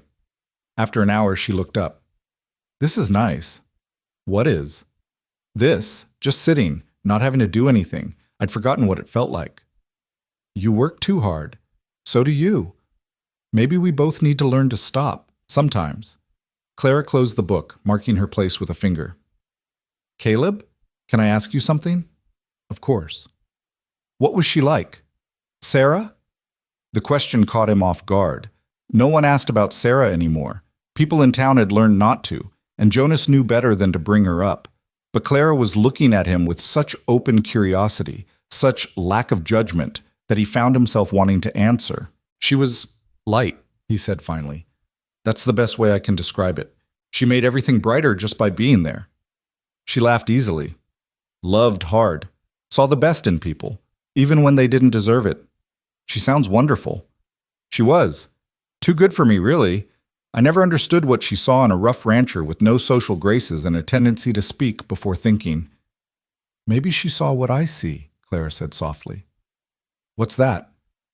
A good man. A kind man. Someone who's been hurt but hasn't let it make him cruel. Caleb's throat tightened. I'm not as good as you think I am. And I'm not as bad as I think I am. Maybe we're both somewhere in the middle, just people, trying our best. They talked for hours after that, the rain continuing its steady beat on the roof. Clara told him about her childhood, about parents who died too young and left her alone in a city that didn't care about orphans. Caleb told her about his early years ranching, about the struggles and small triumphs, about building this life with Sarah only to see it all end too soon. The conversation flowed naturally, each story leading to another, each revelation building a bridge between them. And somewhere in the midst of it, Caleb realized he was doing something he hadn't done in 15 years. He was letting someone in. The thought should have terrified him, should have sent him running for the safety of his walls and his solitude. But with Clara sitting across from him, her green eyes warm in the firelight, her presence filling the empty spaces in his cabin and his life, terror felt distant. What he felt instead was something close to peace. By evening, the rain had stopped, leaving the world washed clean and gleaming. They made dinner together, working side by side in the small kitchen, their movements synchronized like they'd been doing this for years instead of weeks. After they ate, Clara insisted on teaching Caleb a card game she'd learned in Chicago. He was terrible at it, but her laughter when he made mistakes was worth every lost hand. "You're doing it wrong," she said, giggling as he played yet another card out of turn. "I'm doing exactly what you told me to do." "No, you're doing what you think I told you to do. There's a difference." "Then you're a poor teacher, or you're a poor student." Caleb found himself smiling, really smiling, for what felt like the first time in forever. Maybe both. Clara's laughter faded, but her smile remained. She looked at him across the table, cards forgotten, and something passed between them, something warm and dangerous and full of possibility. "I have 2 weeks left," Clara said quietly. "I know." "And then what?" "I don't know." "Should we figure it out? Make a plan?" Caleb wanted to say yes, wanted to talk about futures and possibilities, and what came after the month was up. But fear held him back, fear of hoping for too much, of reaching for something that might slip through his fingers. "Let's just be here," he said instead. "Right now, this moment. We'll worry about the rest later." Clara nodded slowly. "All right, just this moment."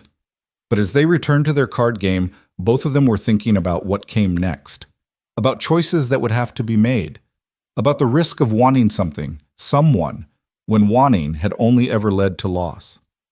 The days continued to pass, each one bringing them closer to the end of Clara's month and the decision that loomed ahead. They worked together, ate together, talked long into the nights about everything and nothing. The boundaries between them grew thinner, more permeable, until Caleb couldn't remember what it felt like to be alone. One afternoon, a week before Clara's time was up, they were working in the garden when Caleb's hand brushed against hers as they both reached for the same weed. They froze, the touch electric even through the dirt and calluses. Clara pulled back first. "Sorry." "Don't be." They went back to work, but Caleb was hyper-aware of her beside him, of every accidental touch, every shared glance. The air between them felt charged, heavy with things unsaid. That night, Clara seemed restless. She moved around the cabin, straightening things that didn't need straightening, her nervous energy filling the space. "What's wrong?" Caleb finally asked. "Nothing. Everything. I don't know." She stopped pacing and turned to him. "Caleb, we need to talk about what happens next week." "Clara." "No, we need to. We can't just keep pretending we have all the time in the world. In 7 days, my month is up. I need to know." She took a breath.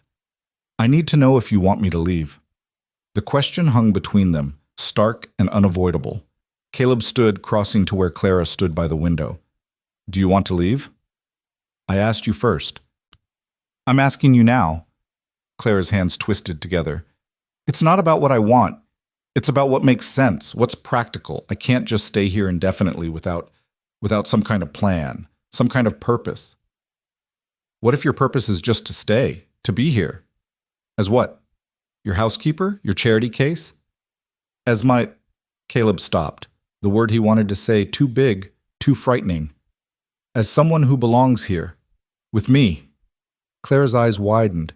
"Caleb, what are you saying?" "I'm saying I don't want you to leave. I'm saying that somewhere over the past few weeks, you've become—" He struggled for words. "Important. You've become important to me." "Important," Clara repeated like she was testing the word. "What does that mean?" "It means the thought of you leaving makes me feel like I'm losing something vital. It means I wake up looking forward to seeing you. It means this cabin feels empty when you're not in it. Even if you're just in the next room. He moved closer. It means I care about you, Clara.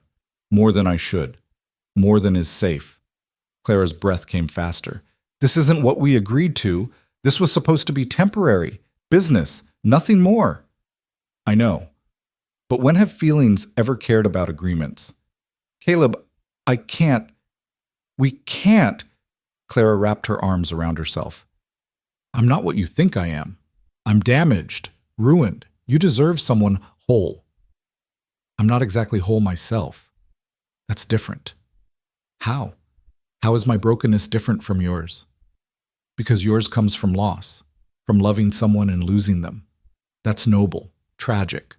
Mine comes from stupidity, from letting myself be used. There's nothing noble in that. Caleb reached out and gently took her shoulders, making her look at him. Listen to me. What happened to you with Garrett in Chicago, it doesn't define you. It's something that happened, not something you are. And anyone who can't see that, anyone who would judge you for it, isn't worth your time. But people will judge. They already do. You saw Mrs. Thomas. You know what they'll say if I stay. Let them say it. I don't care. But I care. Claire's voice broke. I care because I've lived through those whispers before. I felt the weight of that judgment, and I won't bring that down on you. You don't deserve it. Then we'll leave. We'll go somewhere no one knows us. Start fresh. Clara stared at him. You'd leave? Leave this ranch? This place you've built your whole life around? If it meant... Caleb stopped, realizing what he was saying, what he was offering. Yes, I'd leave. No. Clara stepped back, breaking his hold. No, I won't let you do that. I won't let you give up everything for me. I'm not worth it. You are to me. Tears spilled down Clara's cheeks. Stop, please stop. You're making this harder. Making what harder? Leaving. When the time comes, I have to be able to leave. And if you keep saying things like this, if you keep making me hope... She choked on a sob. I can't survive hoping and losing again. I can't.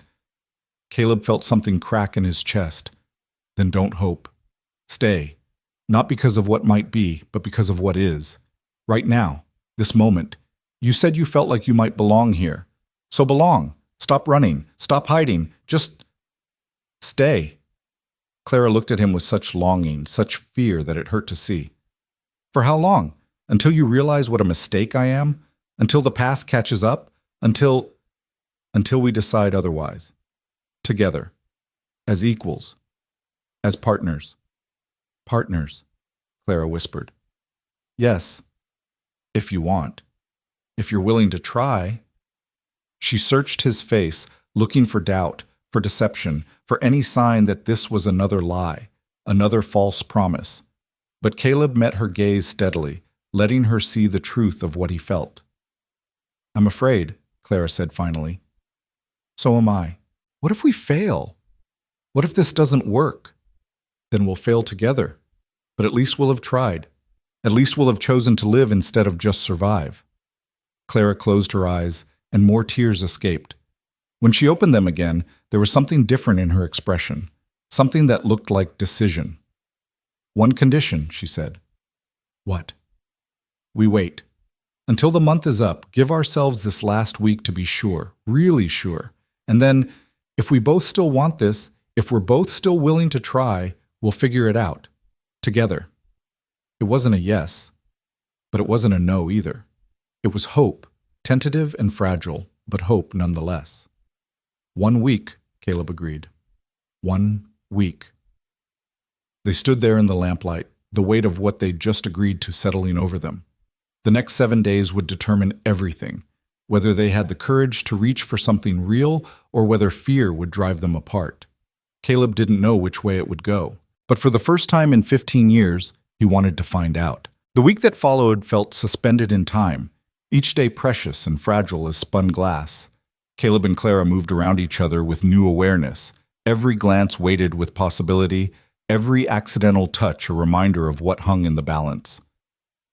3 days after their conversation, Caleb woke to find frost coating the windows in delicate patterns, and Clara already dressed, standing in the main room with a determined expression he'd come to recognize. We're going to church, she announced. Caleb sat up, rubbing sleep from his eyes. What? Church. Today. We're going. Clara crossed her arms. If I'm going to stay, if we're going to try this, I need to face those people. I need to stop hiding from their judgment. You don't owe them anything. No, but I owe myself the chance to hold my head up, to prove I'm not ashamed. Her jaw set stubbornly. I'm going, with or without you. Caleb looked at her, standing there in her worn dress with fire in her eyes, and felt something fierce and protective surge in his chest. Give me 10 minutes to clean up. They rode into town in the wagon, the morning air sharp and cold enough to see their breath. Clara sat rigid beside him, her hands clasped tight in her lap. Caleb could feel the tension radiating from her, the fear she was trying so hard to mask. If it gets to be too much, he said quietly, we leave. No questions asked. Clara nodded but didn't speak. The church was a simple white building at the end of Main Street, its steeple pointing toward heaven like an accusation. People were already gathering outside, dressed in their Sunday best, talking in clusters. Conversation stopped as Caleb's wagon approached. He pulled up to the hitching post and climbed down, then turned to help Clara. Her hand trembled in his, but she stepped down with her chin lifted, meeting the stairs head-on. Reverend Thomas appeared at the church door, his face lighting up when he saw them. Caleb, Miss Whitfield, what a wonderful surprise! Come in, come in. But Martha Thomas materialized beside her husband, her expression sharp as a blade. How lovely to see you both. Together. Again. The emphasis on the last word was deliberate, pointed. Clara's grip on Caleb's arm tightened, but her voice was steady. Good morning, Mrs. Thomas. You look well. As do you, my dear. Ranch life must agree with you. Martha's smile didn't reach her eyes. Though I do wonder what your family back in Chicago must think of your arrangement. I have no family in Chicago, Mrs. Thomas. No one to answer to but myself. How convenient. Caleb felt anger flare hot in his chest, but before he could speak, another voice cut in. Martha, that's enough.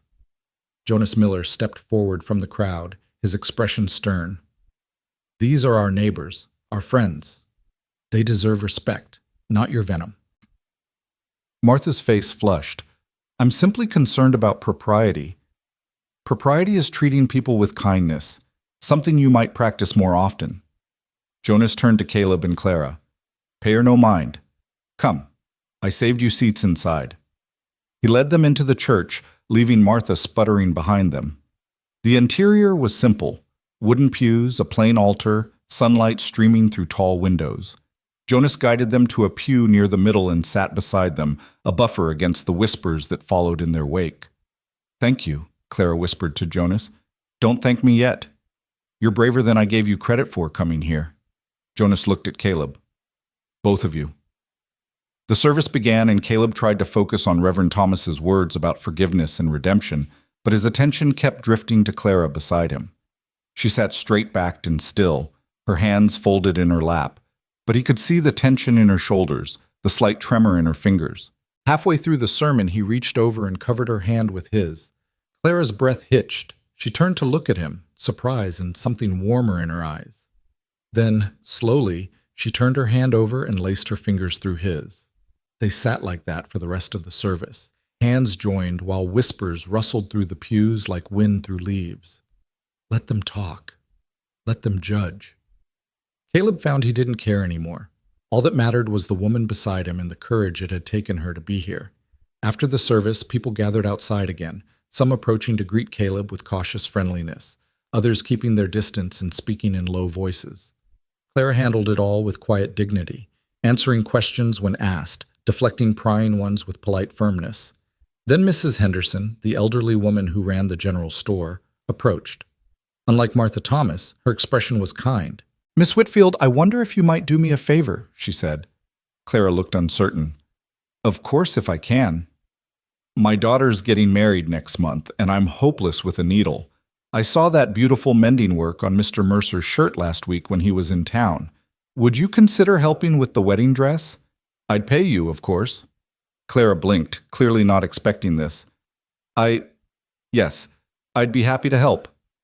Wonderful! Come by the store tomorrow and we'll discuss the details. Mrs. Henderson patted Clara's hand. It's good to have another skilled seamstress in town. Lord knows we need one. As Mrs. Henderson walked away, Clara looked at Caleb with wonder in her eyes. She wants to hire me. You're good at what you do. Why wouldn't she? Because I thought no one here would want anything to do with me. Not after the way they looked at me. Some people see what they want to see. Others see what's actually there. Caleb squeezed her hand. Mrs. Henderson sees your skill, your value. That's all that matters. Jonas appeared at their side. That went better than expected. Though I suspect we'll be the main topic of conversation at every dinner table in Redemption tonight. Let them talk, Caleb said. Brave words. You sure about that? About all of this? Jonas looked between them, and there was something knowing in his expression. Because once you start down this road, there's no going back. The town will expect certain things, have certain assumptions. Clara stiffened, and Caleb understood what Jonas was implying. A man and woman living together unmarried would only be tolerated so long. Eventually, people would demand propriety, would demand marriage or separation. We're aware, Caleb said carefully. Are you? Because I'm the one who started this mess, and I feel responsible. I don't want either of you hurt by my meddling. Jonas ran a hand through his hair. Maybe I should tell everyone the truth about the letter, about what I did. Take the blame off you both. No, Clara said quickly. That would make things worse. People would think, they'd assume I came here under false pretenses, that I'm some kind of con artist or worse. But you did come under false pretenses. My false pretenses. But I'm choosing to stay under my own choice. That's what matters now. Jonas studied her face. You're really thinking of staying? Clara glanced at Caleb, and in her eyes he saw hope warring with fear. I'm considering it. Well then, Jonas clapped Caleb on the shoulder. I guess my meddling worked out after all, though you both still have my apology for the mess I created. Keep your apology, Caleb said. Just promise you won't interfere again. No more interference. You have my word. Jonas smiled. But I reserve the right to say, I told you so, at your wedding. Clara's face flushed crimson, and Caleb felt heat creep up his own neck. There's no... Yet, Jonas finished, his grin widening. There's no wedding yet, but give it time. He walked away whistling, leaving Caleb and Clara standing in awkward silence. He's presuming quite a lot, Clara said finally. He is. Marriage. He thinks that we should... I know what he thinks. Clara turned to face him fully. Caleb, we haven't even decided if I'm staying past this week. We're not ready to think about that. Aren't we? The words came out before Caleb could stop them. If you stay, Clara, people will expect it eventually. Jonas is right about that much. They'll tolerate us living together for a while, but not indefinitely, not without marriage. So what are you saying? That marriage is the price of staying? I'm saying it's the reality of the world we live in. Caleb took a breath. But I'm also saying it wouldn't be the worst thing. Would it? Clara's eyes went wide. You can't possibly. We barely know each other. We've spent nearly every moment together for a month. We've shared our stories, our fears, our broken pieces. That's more than some couples know after years of courting. But marriage, Caleb, that's not something to enter lightly. That's forever. I know, and I'm not asking, not now. I'm just saying, if you stay, if we try this, marriage will be part of the conversation eventually, and I'm not opposed to it. To you, to us. Clara looked like she didn't know whether to laugh or cry. This is insane. A month ago, I didn't know you existed. Now you're talking about marriage? A month ago, I was dying alone on a mountain. Now I'm living. You did that, Clara. You brought me back to life. Caleb moved closer, close enough to see the gold flecks in her green eyes. So yes, maybe it's insane. Maybe we're both crazy for even considering this, but I'd rather be crazy with you than sane and alone. Clara's hand came up to rest on his chest, right over his heart. You're making it very hard to be cautious. Good. We've both been cautious long enough. Maybe it's time to be brave instead. They stood there on the church lawn, the whole town probably watching, and Caleb didn't care. All he cared about was the woman in front of him and the possibility she represented, of healing, of hope, of a future he'd stopped believing in. 4 more days, Clara whispered. We still have 4 more days to decide. 4 more days, Caleb agreed. They rode back to the ranch in comfortable silence. Something settled between them even as questions remained. That night, they sat by the fire, and Clara told him more about the sewing work Mrs. Henderson had offered. It could be steady income, she said, if I'm good enough. If people like my work. They will. You're talented. You've seen me mend 1 shirt. And it was the best mending I've ever seen, Caleb smiled. You could build something here, Clara. A business, a reputation, a life. Our life, Clara said softly. If I stay, it would be our life. Together. Yes. Together. The word hung in the air, full of promise and possibility. The next morning, Clara went to town to meet with Mrs. Henderson while Caleb worked on the ranch. She returned hours later, her eyes bright with excitement. She showed me the dress, Clara said, nearly bursting with the news. It's beautiful, Caleb. Silk and lace and so delicate, and she trusts me to work on it. She said she'd recommend me to other people if I do well. Caleb couldn't help but smile at her enthusiasm. That's wonderful. And she paid me in advance. Look! Clara pulled out a small pouch of coins. It's not much, but it's mine. Money I earned with my own skill. You should keep it. Save it. Clara's excitement dimmed slightly. For what? For whatever you need, your future. Caleb, I'm not trying to push you away. I'm just saying you should have your own money, your own means. You shouldn't be dependent on me or anyone else. Clara looked at him for a long moment, then nodded. You're right. Thank you for understanding that. That evening brought unexpected visitors. Caleb and Clara were finishing dinner when they heard horses approaching. Caleb grabbed his rifle and went to the door, Clara behind him. 3 riders emerged from the twilight. Rough-looking men, dusty from travel, with hard eyes that swept over the cabin and land with calculating interest. Help you, gentlemen? Caleb called, keeping the rifle visible but not threatening. The lead rider, a man with a scar bisecting his left eyebrow, smiled without warmth. Maybe. We're looking for someone. A woman. Red hair, green eyes, came west from Chicago. You seen anyone like that? Caleb's blood ran cold. Behind him, he felt Clara freeze. Who's asking? Caleb said. Name's Dutch. I work for a man in Chicago, a Mr. Garrett. He's looking for some property that was stolen from him. Property that might have come this way. Property, Caleb repeated, anger simmering in his gut. Valuables. Some jewelry, some money. He thinks the woman who worked for him might have taken them when she left. Real sudden-like. Her leaving. Made him suspicious. Clara's hand gripped Caleb's arm, her fingers digging in. He could feel her shaking. Well, you can tell Mr. Garrett he's wasted his time. Haven't seen any woman matching that description. And I don't appreciate strangers riding onto my land making accusations.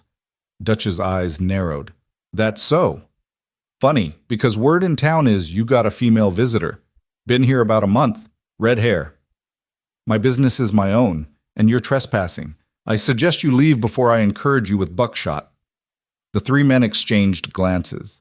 Dutch's hand moved toward his gun, and Caleb raised the rifle smoothly, aiming at the man's chest. Don't, Caleb said quietly. I'm a fair shot, and I don't miss at this distance. Dutch held up his hands in mock surrender. Easy now. We're just looking for what's ours. If this woman you don't know happens to turn up, you tell her Mr. Garrett wants his property back, and he's willing to overlook the theft if she returns it promptly. And if she doesn't have it? Dutch's smile turned cruel. Then Mr. Garrett will have to seek other compensation. You understand? Get off my land! The men turned their horses, but Dutch looked back over his shoulder. We'll be in town a few days. At the saloon. If anyone wants to talk, they know where to find us. They rode off into the gathering darkness, and Caleb stood watching until they disappeared. Only then did he lower the rifle and turn to Clara. She was white as snow, trembling violently, her eyes wide with terror. Clara, he found me, she whispered. I knew he would. I knew. Her legs gave out, and Caleb caught her, lowering her to the porch steps. He sat beside her, keeping the rifle close, his mind racing. Tell me the truth, he said. All of it. Did you steal from Garrett? Clara's laugh was bitter, broken. No, God, no, I didn't take anything. But he's saying I did because. She stopped, pressed her hands to her face. Because I threatened to tell his wife everything, every lie, every promise, every time he. Her voice cracked. I told him I'd expose him if he didn't leave me alone. Let me leave Chicago in peace.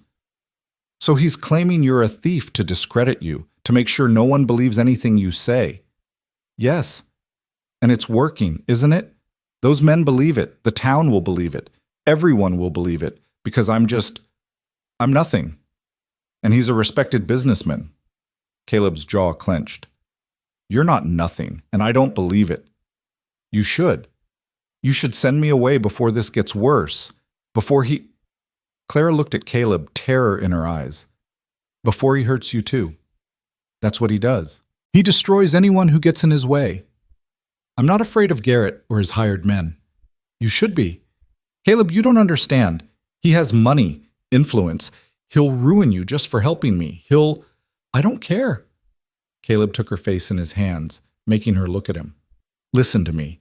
I don't care what Garrett does, or what he says. You're under my protection now, and I'll be damned if I let some coward from Chicago intimidate you. But those men are thugs trying to scare you. Well, it won't work. We'll go to town tomorrow. Talk to the sheriff. Make sure everyone knows the truth. Clara shook her head frantically. The truth doesn't matter. Don't you see? My word against his? No one will believe me, especially not when he's claiming I'm a thief. I believe you. Jonas will believe you, and we'll make others believe you too. How? How can we possibly? Because you're not alone anymore, Clara. You have me. You have friends here. You have a life you're building. And I won't let Garrett take that from you. Clara stared at him, tears streaming down her face. Why? Why would you risk everything for me? Because. Caleb stopped, the words he wanted to say too big, too honest. But she deserved the truth, deserved to know. Because I love you. The words hung in the air between them, stark and undeniable. Clara's breath caught. You can't. We barely. I know it's fast. I know it's probably crazy. But it's true. Somewhere over the past month you've become everything. And I'm not letting Garrett or anyone else take you from me. Caleb, you don't have to say it back. You don't have to feel the same way. But you need to know. You need to know that you matter to me, that I'll fight for you, that I'll protect you with everything I have. Clara threw her arms around him, burying her face in his neck, her whole body shaking with sobs. Caleb held her, one hand in her hair, the other wrapped around her waist, and let her cry. When the tears finally subsided, Clara pulled back just enough to look at him. Her eyes were red-rimmed, her face blotchy, but to Caleb she'd never looked more beautiful. I love you too, she whispered. I think I have for a while now. I was just too afraid to admit it. Caleb's heart stuttered in his chest. Say it again. I love you, and I'm terrified, and I don't know how we're going to fight this, but... She cupped his face in her hands. But I want to try. With you. I want to stay. I want to build a life here. I want... Caleb kissed her. It was soft at first, tentative, 15 years of loneliness and a month of growing connection compressed into that single moment. Then Clara made a small sound in the back of her throat and kissed him back, and gentle became urgent, became desperate, became everything. When they finally broke apart, both breathing hard, Caleb rested his forehead against hers. We'll figure this out, he said. Together, Clara agreed. They sat on the porch as darkness fell completely, holding each other, drawing strength from each other. Tomorrow would bring challenges, confronting the sheriff, dealing with Dutch and his men, figuring out how to protect Clara from Garrett's reach. But tonight, they had this moment, this love that had grown in the unlikeliest of places. Caleb? Clara said softly. Yeah? The week isn't up yet. We were supposed to wait until... I know, but I'm tired of waiting, tired of being cautious. Those men showing up, it made me realize we don't have the luxury of time. Life doesn't wait for us to be ready. Clara smiled against his neck. No, it doesn't. So what do you say? Will you stay? Not for a week or a month, but yes. Clara pulled back to look at him. Yes, I'll stay. For as long as you'll have me. Forever then. Forever, Clara repeated, and the words sounded like a promise, like hope, like the future neither of them had believed possible. They went inside as the temperature dropped, and for the first time Clara didn't retreat to the bedroom alone. She stayed with Caleb by the fire, curled against his side, his arm around her shoulders. "We should sleep," Caleb said eventually. "Tomorrow's going to be difficult." "I know, but I don't want this moment to end." "It won't. It's just beginning." Clara looked up at him, love and trust shining in her eyes. "Promise me something. Anything. Promise me that no matter what happens tomorrow, no matter what Garrett does or what those men say, you won't regret this. Won't regret me." Caleb pulled her closer, pressing a kiss to her forehead. "I could never regret you. You brought me back to life, Clara. You made me remember what it feels like to hope, to love. I could never regret that. Even if it brings you trouble? Especially then. Because you're worth fighting for. Worth any amount of trouble." Clara's eyes filled with tears again, but this time they were tears of joy. "How did I get so lucky? To find you, of all people." "Jonas is meddling." She laughed, the sound watery but genuine. "Remind me to thank him, after I yell at him for scaring me half to death." "I'll hold him down while you do it." They talked quietly into the night, making plans, sharing fears, building dreams. And when exhaustion finally claimed them, they fell asleep there by the fire, wrapped in each other's arms, two broken people who'd found their way to wholeness together. But outside, in the darkness beyond the cabin's warm glow, trouble waited. Dutch and his companions were in town, spreading lies and asking questions. And in Chicago, a man named Garrett was already planning his next move, unwilling to let Clara escape the web of control he'd woven around her. The fight was coming. Caleb knew it. Clara knew it. But they'd face it together. And maybe, just maybe, that would be enough. As dawn broke over the mountains, painting the sky in shades of rose and gold, Caleb woke to find Clara still in his arms. She stirred, her eyes opening slowly, and when she saw him, she smiled. "Good morning," she whispered. "Good morning." Caleb brushed a strand of copper hair from her face. "Ready for today?" Clara took a breath, then nodded. "Ready as I'll ever be. Let's go face the lions." They dressed quickly and prepared for the ride to town. Caleb made sure Clara had the Derringer Jonas had once given him, small but effective at close range, and tucked his own pistol into his belt alongside the rifle. "I don't like this," Clara said, looking at the weapons. "I don't like that it's come to this." "Neither do I. But I won't have you unprotected." They rode toward redemption as the sun climbed higher, each lost in their own thoughts. As they crested the last hill and the town came into view, Clara reached over and took Caleb's hand. "Whatever happens," she said, "I'm glad I came here. I'm glad I found you. I'm glad too. And Caleb, if things go badly, if Garrett wins, he won't. But if he does, I want you to know that this month with you has been the best of my life. You gave me hope again. You gave me love. That's more than I ever thought I'd have." Caleb squeezed her hand, his throat tight with emotion. "Things won't go badly. We'll make sure of that." But as they rode into town and saw Dutch and his men lounging outside the saloon, their eyes tracking the wagon with predatory interest, Caleb felt a chill run down his spine. The fight for their future was about to begin, and everything they'd built together hung in the balance. Caleb pulled the wagon to a stop outside the sheriff's office, very deliberately not looking at Dutch and his companions across the street. He could feel their eyes on Clara, could sense the threat they represented like a physical weight in the air. "Stay close to me," he murmured as he helped Clara down. She nodded, her face pale but determined. Together they walked into the sheriff's office, the door closing behind them with a solid thunk that felt like a small measure of safety. Sheriff Tom Brennan looked up from his desk, his weathered face creasing with surprise. He was in his 50s, a former lawman from Denver who'd come to redemption seeking a quieter life. Usually he dealt with drunk cowboys and property disputes, nothing more serious. "Caleb Mercer, wasn't expecting to see you. What brings you to town?" His eyes moved to Clara. "Miss Whitfield." "We have a problem, Tom." Caleb gestured to Clara. 3 men rode out to my ranch yesterday. Said they're looking for Clara on behalf of a man in Chicago, making accusations. Brennan's expression grew serious. What kind of accusations? Clara spoke up, her voice steadier than Caleb expected. A man named William Garrett is claiming I stole from him. Jewelry and money. It's a lie, Sheriff. I never took anything. Tell me everything, Brennan said, pulling out a chair for Clara. From the beginning. So Clara told her story again, and this time she held nothing back. She told about Garrett's promises, his lies, the affair that had ruined her reputation.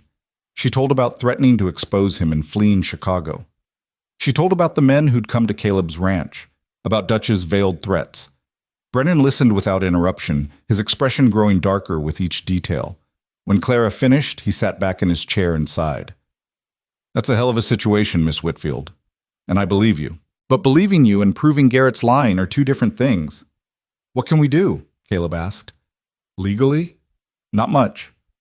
Garrett would need to file formal charges, get the law involved proper. These men, Dutch and his friends, they're not lawmen. They got no authority here. I can tell them to move along, but if they're not causing trouble, they got a right to be in town, same as anyone. They threatened her, Caleb said. Did they? Specifically? Brennan looked at Clara. Did they make direct threats against you? Clara thought back to the previous evening, to Dutch's careful words. No, not direct threats, just implications, suggestions about what might happen if the property isn't returned. Then my hands are tied unless they do something. Make a move. But I'll keep an eye on them. Brennan stood and walked to the window, looking out at the saloon across the street. They're staying at the hotel. Been asking questions around town about you, Miss Whitfield. About where you came from, how long you're staying, what your relationship is to Caleb. Let them ask, Caleb said. Anyone who knows us knows the truth. And what is the truth? Brennan turned back to them. Because the town's been speculating for weeks now. A woman shows up, stays at your ranch unchaperoned. People talk. And now with these men making accusations, those talks are going to get louder. Clara's cheeks flushed. The truth is, I came here seeking work. Mr. Mercer has employed me. Everything has been proper. Brennan's eyebrow rose. Has it now? Because the way you two look at each other suggests otherwise. Caleb's jaw tightened. Our personal business is our own, Tom. It is until it becomes the town's business. And with 3 strangers calling your character into question, Miss Whitfield, you might want to consider making your situation more official, if you understand my meaning. Clara understood perfectly. Marriage. Again, marriage was being suggested as the solution to protect her reputation, to give her legitimacy in the eyes of the town. We appreciate the advice, Tom, Caleb said, standing. Is there anything else you can do about those men? I'll talk to them. Make it clear they need to conduct themselves peaceful-like. Beyond that, just be careful. Watch your backs. And Miss Whitfield? Brennan's expression softened. For what it's worth, I've known Caleb a long time. He's a good man, and if he's standing by you, that tells me everything I need to know about your character. The words brought tears to Clara's eyes. Thank you, Sheriff. They left the office and stood on the boardwalk, squinting against the bright morning sun. Across the street, Dutch and his men had noticed them. Dutch raised a hand in a mocking salute. Ignore him, Caleb muttered. But as they turned toward the general store, Dutch called out, Miss Whitfield! A word, if you please. Keep walking, Caleb said. Clara's steps faltered. Maybe I should talk to him. Find out what he really wants. We know what he wants, to intimidate you. But if I face him, if I show I'm not afraid, you don't have to prove anything to him. Dutch was crossing the street now, his companions following. Miss Whitfield, I just want a moment of your time. Surely that's not too much to ask. Caleb moved to stand between Clara and the approaching men, his hand resting on his pistol. The lady has nothing to say to you. Dutch stopped a few feet away, hands held peacefully at his sides, but there was nothing peaceful about the look in his eyes. Now, that's unfriendly. I'm just trying to resolve this situation without unpleasantness.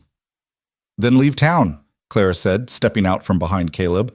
Tell Mr. Garrett I have nothing of his. I never did, and I'm not coming back to Chicago. He figured you'd say that, which is why he sent me with a message. Dutch pulled a folded paper from his coat. A letter. He'd like you to read it.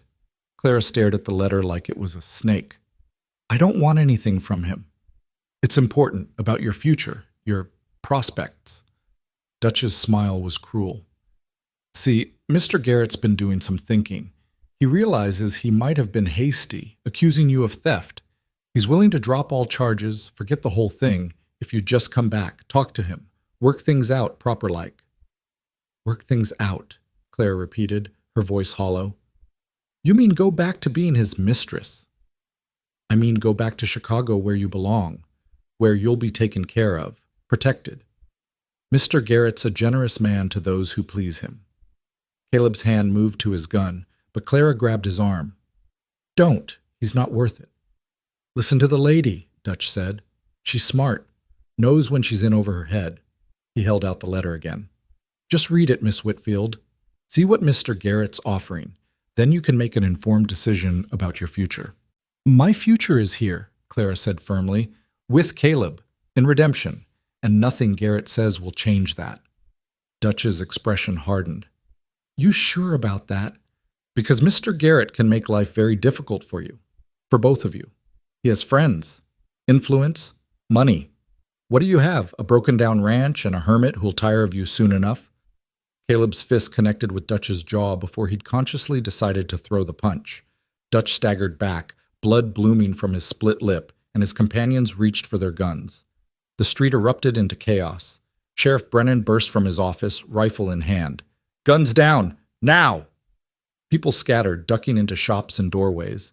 Jonas appeared from somewhere, running toward them, and Martha Thomas, always present for drama, stood on the church steps with her hand pressed to her mouth in scandalized delight. Dutch wiped blood from his mouth, his eyes murderous. You'll regret that, Mercer. I regret not hitting you harder, Caleb shot back. Enough! Brennan stepped between them. Dutch, you and your men get back to the hotel, now. And Caleb, you get yourself under control. He insulted Clara. I don't care if he insulted your horse. You can't go around punching people in my town. Brennan turned to Dutch. And you. I warned you about causing trouble. This is your only warning. Next time, you spend the night in my jail. Dutch straightened his coat, still smiling despite the blood. No trouble, Sheriff. Just a misunderstanding. He looked at Clara. You think on Mr. Garrett's offer, Miss Whitfield. We'll be around a few more days if you change your mind. He and his men retreated to the hotel, and Brennan turned to Caleb with exasperation. Damn it, Caleb, I just told you to be careful. He provoked me. He provoked you successfully, which makes you a fool. Brennan sighed. Get Clara somewhere safe, and for God's sake, think before you act. Jonas reached them as Brennan walked away. What the hell happened? Dutch happened, Caleb said tersely. Tried to give Clara a letter from Garrett. Said things he shouldn't have. Jonas looked at Clara, concern in his eyes. You all right? She nodded, though she was trembling. I'm fine, but Caleb shouldn't have... I'd do it again, Caleb interrupted. And that's the problem. Clara turned to him, frustration and fear mixing in her expression. Don't you see? This is exactly what Garrett wants, to provoke you into doing something stupid, to turn the town against us, to prove I'm nothing but trouble. You're not trouble. Then stop acting like I am. Stop fighting my battles for me. I need to handle this myself. How? By reading his damn letter? By considering his offer? No. By showing this town, showing Dutch, that I'm not afraid, that I'm not going anywhere. But I can't do that if you're punching people and proving that I need a man to protect me. Caleb felt like he'd been slapped. I was defending you. I know, and I love you for it, but I need you to trust that I can stand on my own, that I can fight back without you bloodying your knuckles. Clara took his hand, her voice softening. Please, Caleb, let me do this my way. He wanted to argue, wanted to insist that protecting her was his right, his responsibility. But the look in her eyes, fierce and proud and determined, stopped him. All right, he said finally, your way, but I'm not leaving your side. I wouldn't ask you to. Jonas cleared his throat. Well, now that we've established you're both stubborn as mules, maybe we should get off the street before Martha Thomas writes a sermon about this. Too late. Reverend Thomas was approaching, his wife trailing behind him like a bird of prey spotting wounded prey. Caleb, Miss Whitfield, the Reverend said, perhaps we should talk, privately. They ended up in the church, sitting in the front pew while the Reverend stood before them like they were errant children. Martha hovered nearby, her expression triumphant. "This situation has gotten out of hand," Reverend Thomas began. "These men making accusations, violence in the streets, the whole town gossiping. Something needs to be done." "I agree," Martha interjected. "This woman has brought nothing but scandal since she arrived. First living unmarried with Caleb, now criminals following her from Chicago." "Martha, please," the Reverend said wearily. Then to Clara, "What these men are saying about theft, is it true?" "No," Clara said firmly. "Mr. Garrett is lying to discredit me. I took nothing from him." "But you did have a relationship with him? An improper one?" Clara's face flushed, but she held her head high. "Yes, I was foolish and desperate, and I believed his lies. But I've paid for that mistake with my reputation and my peace. I won't pay with my freedom, too." "Noble words," Martha sneered. "But words don't erase sin." "Neither does your judgment," Jonas said, surprising everyone. He'd followed them into the church and now stood with his arms crossed. "You want to talk about sin, Martha? Let's talk about the sin of a married man who preys on vulnerable women. The sin of a town that blames the victim instead of the predator. The sin of Christians who've forgotten what mercy means." Martha's face went red. "How dare you?" "I dare because I'm tired of watching good people be torn down by gossip and self-righteousness." Jonas looked at Reverend Thomas. "Sir, you're a good man, but your wife is poison, and this town follows her lead because it's easier than thinking for themselves." "Jonas Miller," Martha sputtered, "you will apologize this instant." "I will not. Everything I said is true, and you know it." Reverend Thomas held up his hands. "Please, everyone. This isn't helping." "Jonas, I understand your frustration, but personal attacks won't solve anything." "Then what will?" Caleb asked. "Because Clara and I are tired of defending ourselves, tired of justifying our choices to people who've already made up their minds." The Reverend sighed and sat down on the altar steps. "You want my honest advice? Get married, today, if possible. Make your relationship legitimate in the eyes of God and the law. It won't stop all the gossip, but it will stop most of it, and it will make it much harder for these men to cause you trouble." "Marriage," Clara said quietly. "Everyone keeps saying that, like it's a magic solution. It's not magic, but it is practical. And in your situation, it might be necessary." Caleb looked at Clara, trying to read her expression. They'd confessed their love last night, had talked about a future together, but marriage? Now? Under these circumstances? "Could you give us a moment?" Clara asked the Reverend. "Of course. Take all the time you need." The Reverend ushered Martha out, Jonas following with a last encouraging nod to Caleb. Alone in the church, Caleb and Clara sat in silence for a long moment. "This isn't how I wanted this to go," Caleb finally said. "How did you want it to go?" "I don't know, properly, with time, with courting and proposal," and he gestured helplessly. "Not rushed because of gossip and threats." Clara took his hand. "Nothing about us has been proper, Caleb.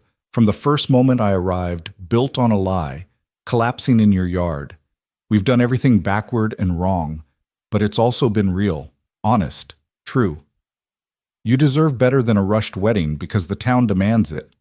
I deserve you, and if marriage is what it takes to keep us together, to protect what we've built, then I'm willing. Are you?" Caleb studied her face. This woman who'd crashed into his life and changed everything. She was right. Nothing about them had been conventional, but it had been real, the realest thing he'd experienced in 15 years. "Yes," he said. "If you'll have me, Clara Whitfield. If you'll take a broken-down rancher with more grief than sense." Clara kissed him, cutting off his words. When she pulled back, she was smiling through tears. "Yes. Yes, I'll marry you. Today, tomorrow, whenever. Just, yes." They sat there holding each other, and Caleb felt something settle in his chest. This was right. Maybe rushed, maybe unconventional, but right. A throat cleared behind them. They turned to find Reverend Thomas in the doorway. "Have you decided?" "We'd like to get married," Caleb said. "If you'll perform the ceremony." The Reverend's face lit up. "Of course, when?" Caleb looked at Clara. "Now?" She laughed, a bit wild. Now? Right now? Why wait? Give the town something to talk about that isn't scandal. But I'm wearing a traveling dress. There are no flowers, no guests. There's you and me and love. That's all we need. Caleb stood and pulled Clara to her feet. Unless you want to wait, plan something proper. Clara looked around the simple church, at the plain wooden cross above the altar, at the dusty sunlight streaming through the windows. Then she looked at Caleb, and her smile was radiant. No, let's do it now, before anything else can go wrong. Before Garrett, or Dutch, or anyone else can interfere. Let's just be married. Reverend Thomas beamed. Wonderful. I'll need to fetch Martha as a witness, and perhaps we can find someone else. I'll stand up for them, Jonas said, appearing again in the doorway. If you'll have me, Caleb. Caleb felt his throat tighten. Despite everything, the forged letter, the meddling, Jonas was his oldest friend. I'd be honored. Within the hour, they were gathered at the altar. Word had spread through town with the speed of wildfire, and people were filing into the church, some out of genuine happiness, others out of sheer curiosity. Mrs. Henderson came, and Sheriff Brennan. Even some of the ranch hands Caleb occasionally worked with showed up, and across the aisle, shooting venomous looks, sat Martha Thomas with a few of her like-minded friends. Clara stood beside Caleb in her worn traveling dress, her hair hastily arranged, without flowers or finery, but to Caleb she'd never looked more beautiful. Dearly beloved, Reverend Thomas began, and Caleb barely heard the words. All he could focus on was Clara's hand in his, the way she looked at him with love and trust and hope. When it came time for the vows, Clara's voice was clear and strong. I, Clara Whitfield, take you, Caleb Mercer, to be my husband, to have and to hold from this day forward, for better or worse, for richer or poorer, in sickness and in health, until death do us part. Caleb's voice was rough with emotion.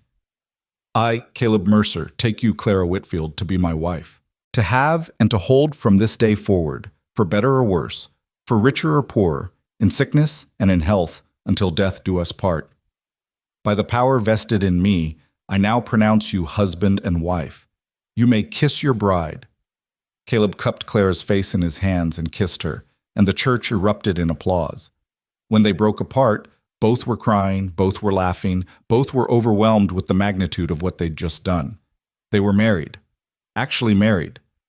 The congregation filed out to offer congratulations, and for a moment Caleb let himself believe everything would be all right, that this marriage would protect Clara, that their love was strong enough to overcome whatever Garrett threw at them.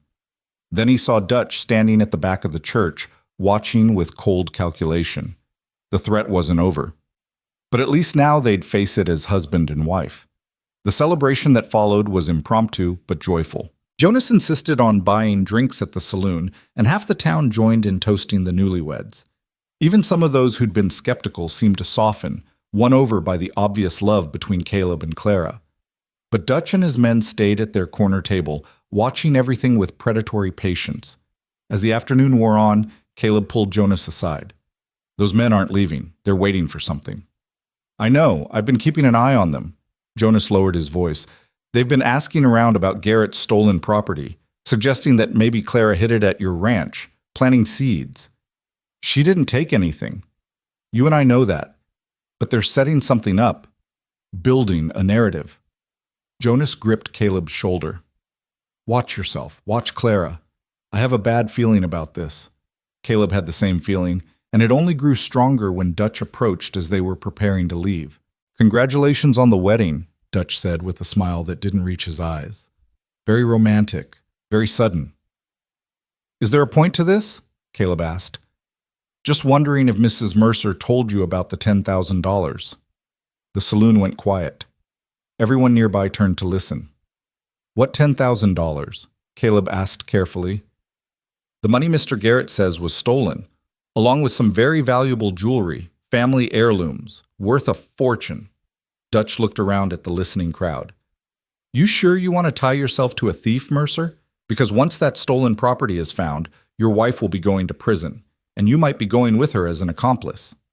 Clara's face went white. That's a lie.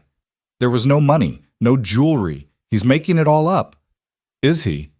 Then you won't mind if we search your ranch. just to clear your name, unless you have something to hide. You have no authority to search anything, Sheriff Brennan said, stepping forward. And neither does Garrett. If he wants to make formal accusations, he can come here himself and go through proper legal channels. Oh, he'll come. He's already on his way, in fact. Should be here in a few days with all the proper paperwork, including a warrant for Clara Mercer's arrest. Dutch tipped his hat mockingly. Enjoy your honeymoon while it lasts. He walked out, leaving a stunned silence behind him. Clara swayed and Caleb caught her. It's not true. None of it is true. Caleb, you have to believe me. I believe you, Caleb said firmly, loud enough for everyone to hear. This is Garrett trying to punish you for exposing him, trying to destroy you because you wouldn't be controlled. But he could see the doubt in some faces, could hear the whispers starting. They left the saloon and headed for the wagon, Caleb's mind racing. If Garrett was coming with legal papers, with warrants, this situation was about to get much worse. They needed a plan, needed evidence to prove Clara's innocence. But how did you prove you didn't take something that might not even exist? We should leave, Clara said as they drove toward the ranch. Run. Start over somewhere else. Running would make you look guilty. Staying might put me in prison. Caleb, if Garrett has forged documents, if he's paid off officials, I won't stand a chance.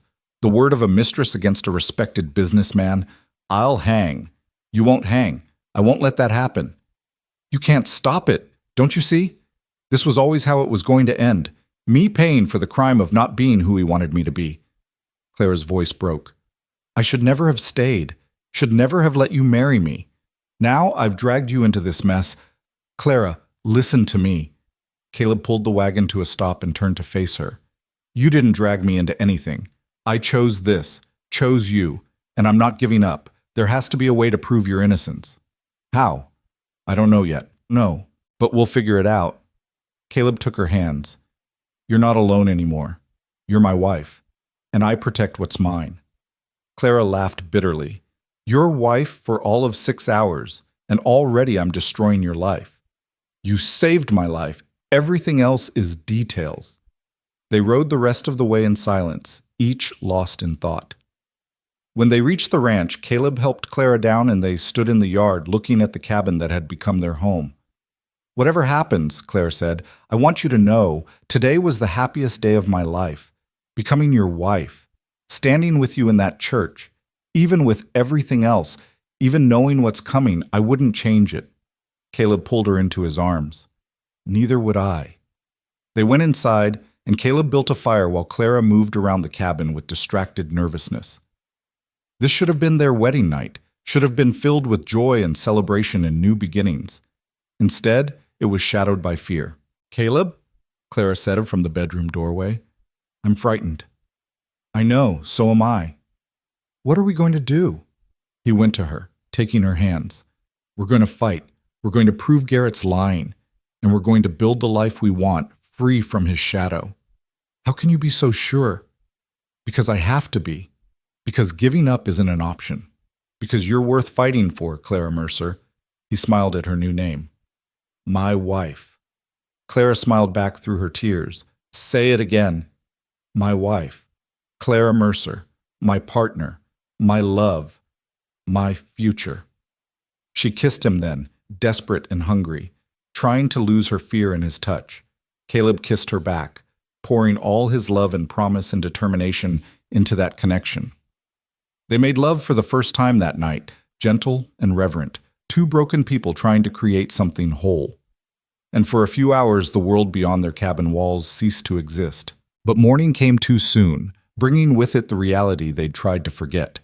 Caleb woke to find Clara already up, standing at the window and looking out at the mountains. He came up behind her, wrapping his arms around her waist. Couldn't sleep? He asked. Couldn't stop thinking about Garrett, about what's coming. She leaned back against him. Caleb, there's something I need to tell you about Chicago, about why Garrett is really doing this. Tell me. Clara took a shaky breath. I wasn't just his mistress. There was someone else. Before him. A man I actually loved. His name was Thomas, and he worked at the boarding house too. We were going to be married. What happened? Garrett happened. He wanted me, and when I refused him, Clara's voice caught. He had Thomas fired, blacklisted him so he couldn't find work anywhere in Chicago. Thomas left the city, and I never heard from him again. I was alone and desperate, and Garrett swooped in, made it clear that if I wanted to survive, I'd need his protection. Caleb's hands clenched. He coerced you. He gave me a choice, him or starvation, some choice. Clara turned to face Caleb. But here's the thing. Before Thomas left, he told me something. He discovered that Garrett was embezzling from the boarding house owner, had been for years. Garrett found out that Thomas knew, which is why he really got rid of him. Did you tell anyone? I tried to, but no one would listen to me. I was just a maid, and Garrett was respectable. But I kept Thomas's evidence, papers he'd copied showing the embezzlement. I hid them before I left Chicago. Caleb's mind raced. That's why Garrett wants you back. Not because you stole from him, but because you have evidence against him. Yes, and if he can discredit me, make me out to be a thief and a liar, then even if that evidence comes to light, no one will believe it. Where did you hide it? Clara smiled sadly. In the one place I thought was safe, with a woman who runs a church charity in Chicago. A woman who knew Thomas and believed me when I told her what Garrett had done. Her name is Sister Mary Catherine. We need to contact her, get that evidence. It could take weeks. Garrett will be here in days. Then we buy time, we fight him legally, delay everything we can while we get proof of his real crimes. Caleb cupped Clara's face. This changes everything. He's not just a vindictive ex-lover. He's a criminal trying to silence a witness. But we still have to prove it. And Garrett has money and influence. And we have the truth.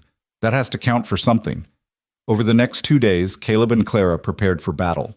Caleb sent a telegram to Sister Mary Catherine, carefully worded to avoid suspicion, asking her to send Thomas's documents.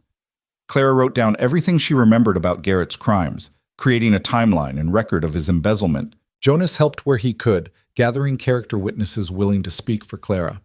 Mrs. Henderson offered her support, as did Sheriff Brennan, though he warned them that if Garrett came with legitimate legal authority, his hands would be tied. And through it all, Dutch and his men watched and waited. On the third day, Garrett arrived. He came in a fancy coach with brass fittings, dressed in an expensive suit, looking every inch the successful businessman. He checked into the hotel and immediately went to the sheriff's office with a leather folder full of documents. Caleb and Clara were summoned an hour later. Garrett sat in Sheriff Brennan's office like he owned it, his smile smug and proprietary. He was handsome in a polished way, with dark hair slicked back and cold eyes that raked over Clara with a possessiveness that made Caleb's skin crawl. "Clara," Garrett said warmly, like greeting an old friend, "you're looking well. Ranch life suits you." "Mr. Garrett," Clara said coldly, "and you must be the husband. Caleb Mercer." Garrett extended a hand that Caleb ignored. "How charming! A whirlwind romance." "Get to the point," Brennan said. "You said you have legal cause to be here." Garrett opened his folder. "Indeed. I have here a sworn affidavit stating that Clara Mercer now, stole $10,000 in cash and $15,000 worth of jewelry from my establishment in Chicago. I also have witness statements corroborating the theft." "Witness statements from whom?" Caleb demanded. "People you paid to lie?" "From my staff. Reputable individuals who saw Clara acting suspiciously in the days before she disappeared." Garrett's smile never wavered. "I've also secured a warrant for her arrest, pending investigation." Brennan examined the papers, his expression growing grim. "These look legitimate." "They are legitimate, signed by a judge in Chicago and legally binding here." Garrett looked at Clara. "Of course, this could all go away if Clara simply returns what she took. I'm willing to be magnanimous. Forget the theft. Drop all charges. If she comes back to Chicago with me." "Never," Clara said. "Then you leave me no choice." Garrett nodded to Brennan. "Sheriff, I believe you have an arrest to make." Brennan stood slowly, reluctantly. "Clara Mercer, I'm afraid I have to place you under arrest for theft. You have the right to—" "Wait," Caleb interrupted. "These documents, they're based on false testimony. Garrett is lying to get Clara back under his control." That's a serious accusation, Garrett said mildly. Do you have proof? We will. We're gathering evidence of your real crimes. Embezzlement, fraud, coercion. Garrett laughed. Please. You think anyone will believe the word of a thief and a mountain hermit over mine? I have reputation, standing, resources. What do you have? The truth, Clara said. The truth is whatever I say it is. Whatever the courts decide it is. And the courts will decide in my favor because I have the law on my side. Garrett stood and adjusted his cuffs. Sheriff, if you please. Brennan moved toward Clara, his face anguished. I'm sorry, I have no choice. Yes, you do, Jonas said, bursting into the office.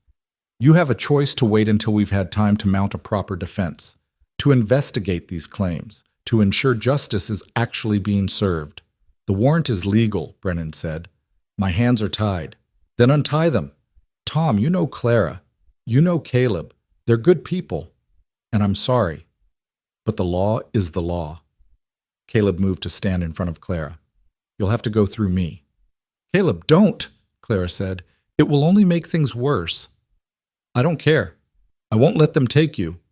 Garrett sighed dramatically. How touching. But assault on a law officer will land you in jail right alongside your wife. Is that what you want?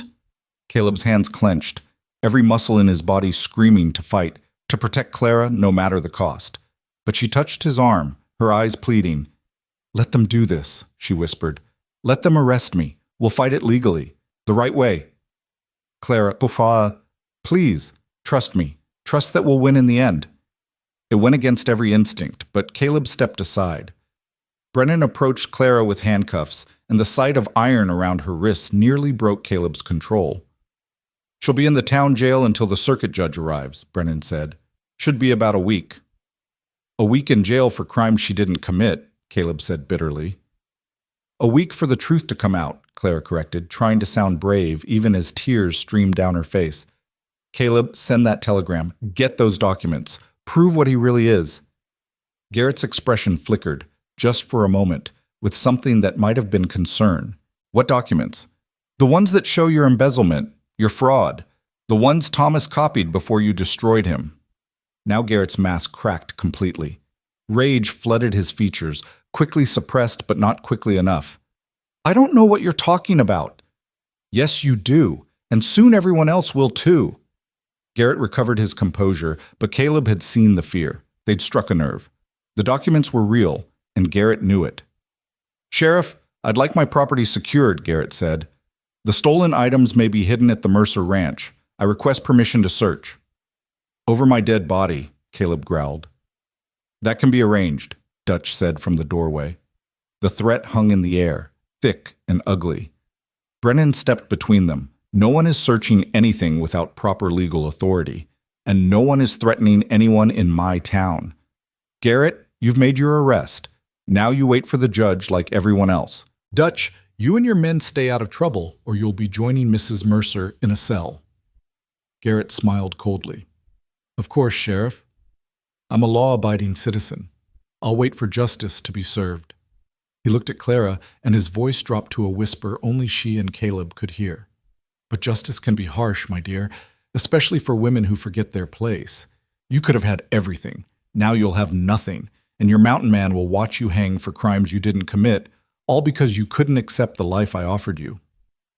The life you offered was a cage, Clara said. I'd rather die free than live in chains. How noble. We'll see if you still feel that way when you're standing on the gallows. Brennan led Clara away, and Caleb watched helplessly as the woman he loved was locked in a cell. The iron door clanging shut was the worst sound he'd ever heard. I'll stay with her, Jonas offered. Make sure she's safe. You go send that telegram. Get those documents here as fast as humanly possible. Caleb nodded, unable to speak past the rage and fear choking him.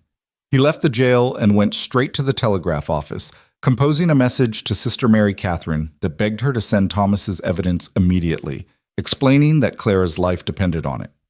The response came within hours. Documents on their way. Will arrive in 3 days. Praying for you both. 3 days.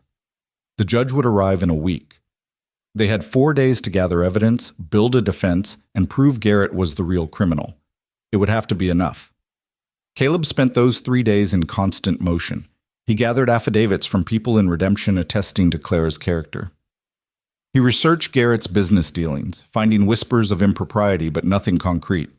He visited Clara daily, sitting outside her cell and holding her hand through the bars, trying to give her hope when his own was faltering. And he prayed. For the first time in 15 years, Caleb Mercer prayed. The documents arrived on the morning of the 4th day, carried by a nun who'd traveled from Chicago to testify. Sister Mary Catherine was elderly but fierce, with eyes that had seen too much suffering and a determination to end it. "Thomas gave me these before he died," she told Caleb and Jonas. Said if anything happened to him, I should make sure Clara was protected, that Garrett faced justice.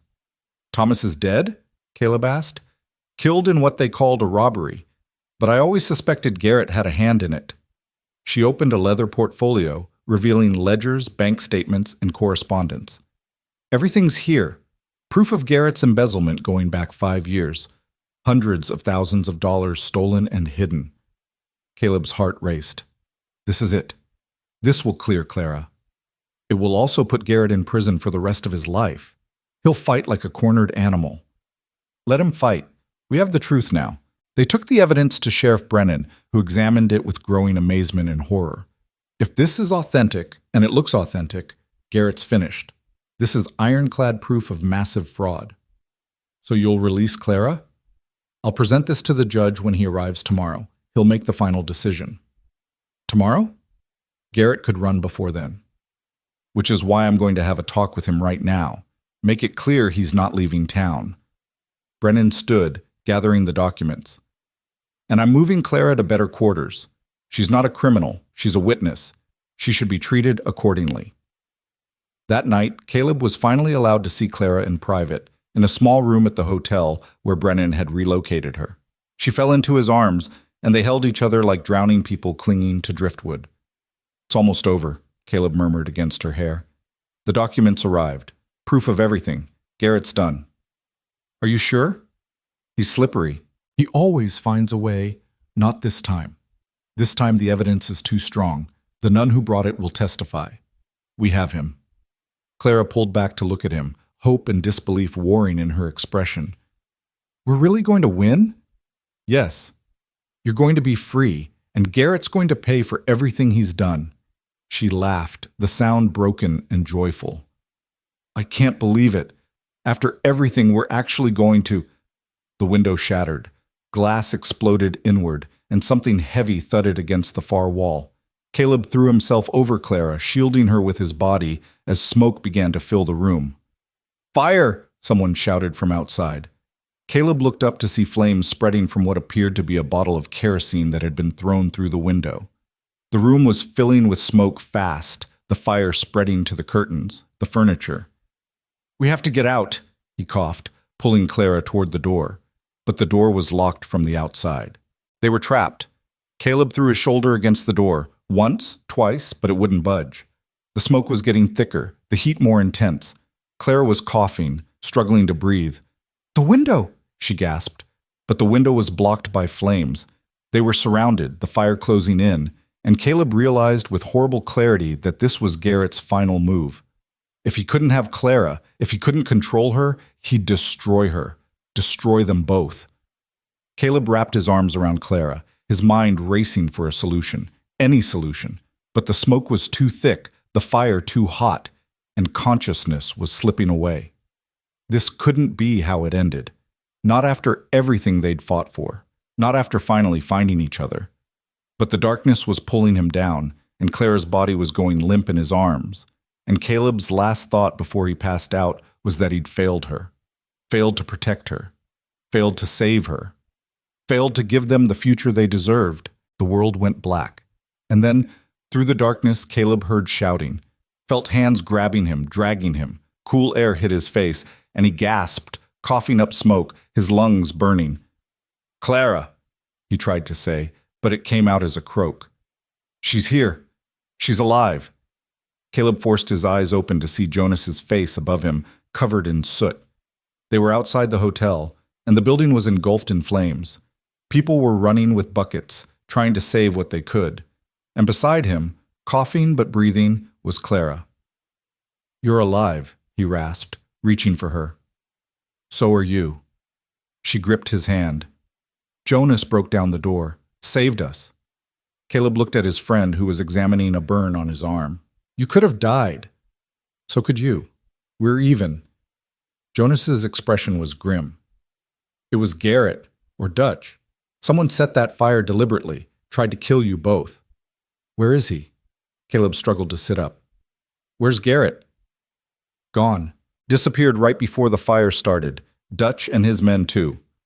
Sheriff Brennan appeared, his face black with soot. "They knew we had the evidence, knew they were finished. This was their way out. They tried to murder us." "I know, and they'll pay for it. I've sent riders to track them down. They won't get far." But Caleb could see the doubt in Brennan's eyes. Garrett had money and resources. He could disappear, create a new identity, escape justice entirely, unless they stopped him first. "I'm going after him," Caleb said, trying to stand. Clara grabbed his arm. "No, let the law handle it.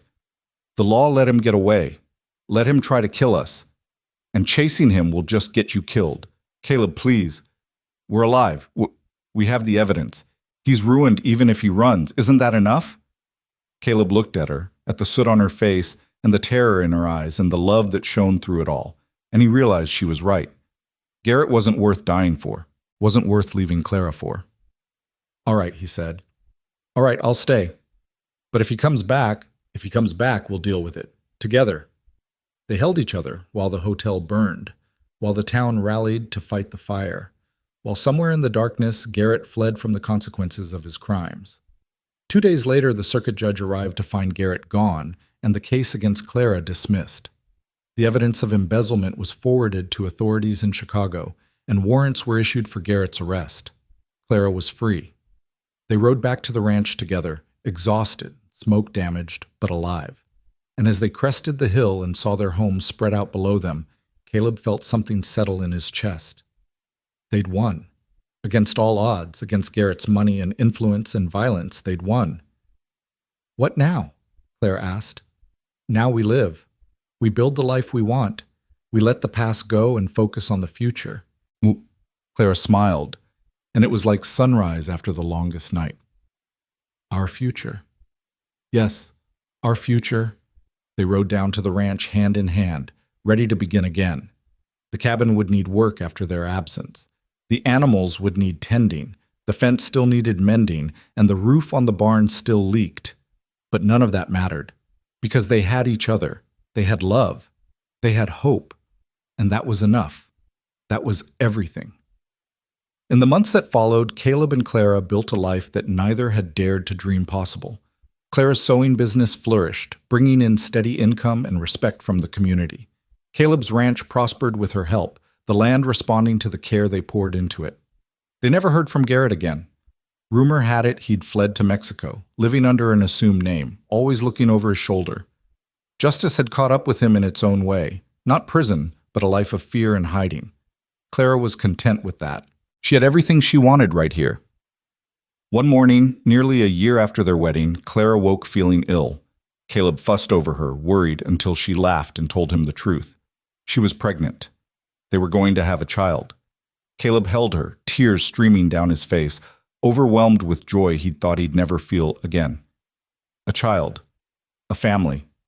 A future full of love and laughter and second chances. "I love you," he whispered against Clara's hair. "I love you so much." "I love you too. Thank you for taking a chance on me. On us. Best chance I ever took." They stood there in the cabin that had once been a tomb and was now a home, holding each other, feeling their child's future growing between them. Jonas had been right all along. Sometimes meddling paid off. Sometimes lies led to truth. Sometimes the most broken people could find their way to wholeness in each other's arms. And sometimes, just sometimes, love was enough to overcome anything, even the past, even fear, even the darkness that had once seemed insurmountable. Caleb Mercer had spent 15 years dying alone on a mountain. But Clara had brought him back to life, and together they would live fully, love completely, and build a future that honored both their pain and their hope. The ranch that once echoed with silence now rang with laughter and love. And the lonely rancher who hadn't touched a woman in 15 years held his wife close, marveling at the miracle of second chances. Their story had begun with a lie, but it had become the truest thing either of them had ever known.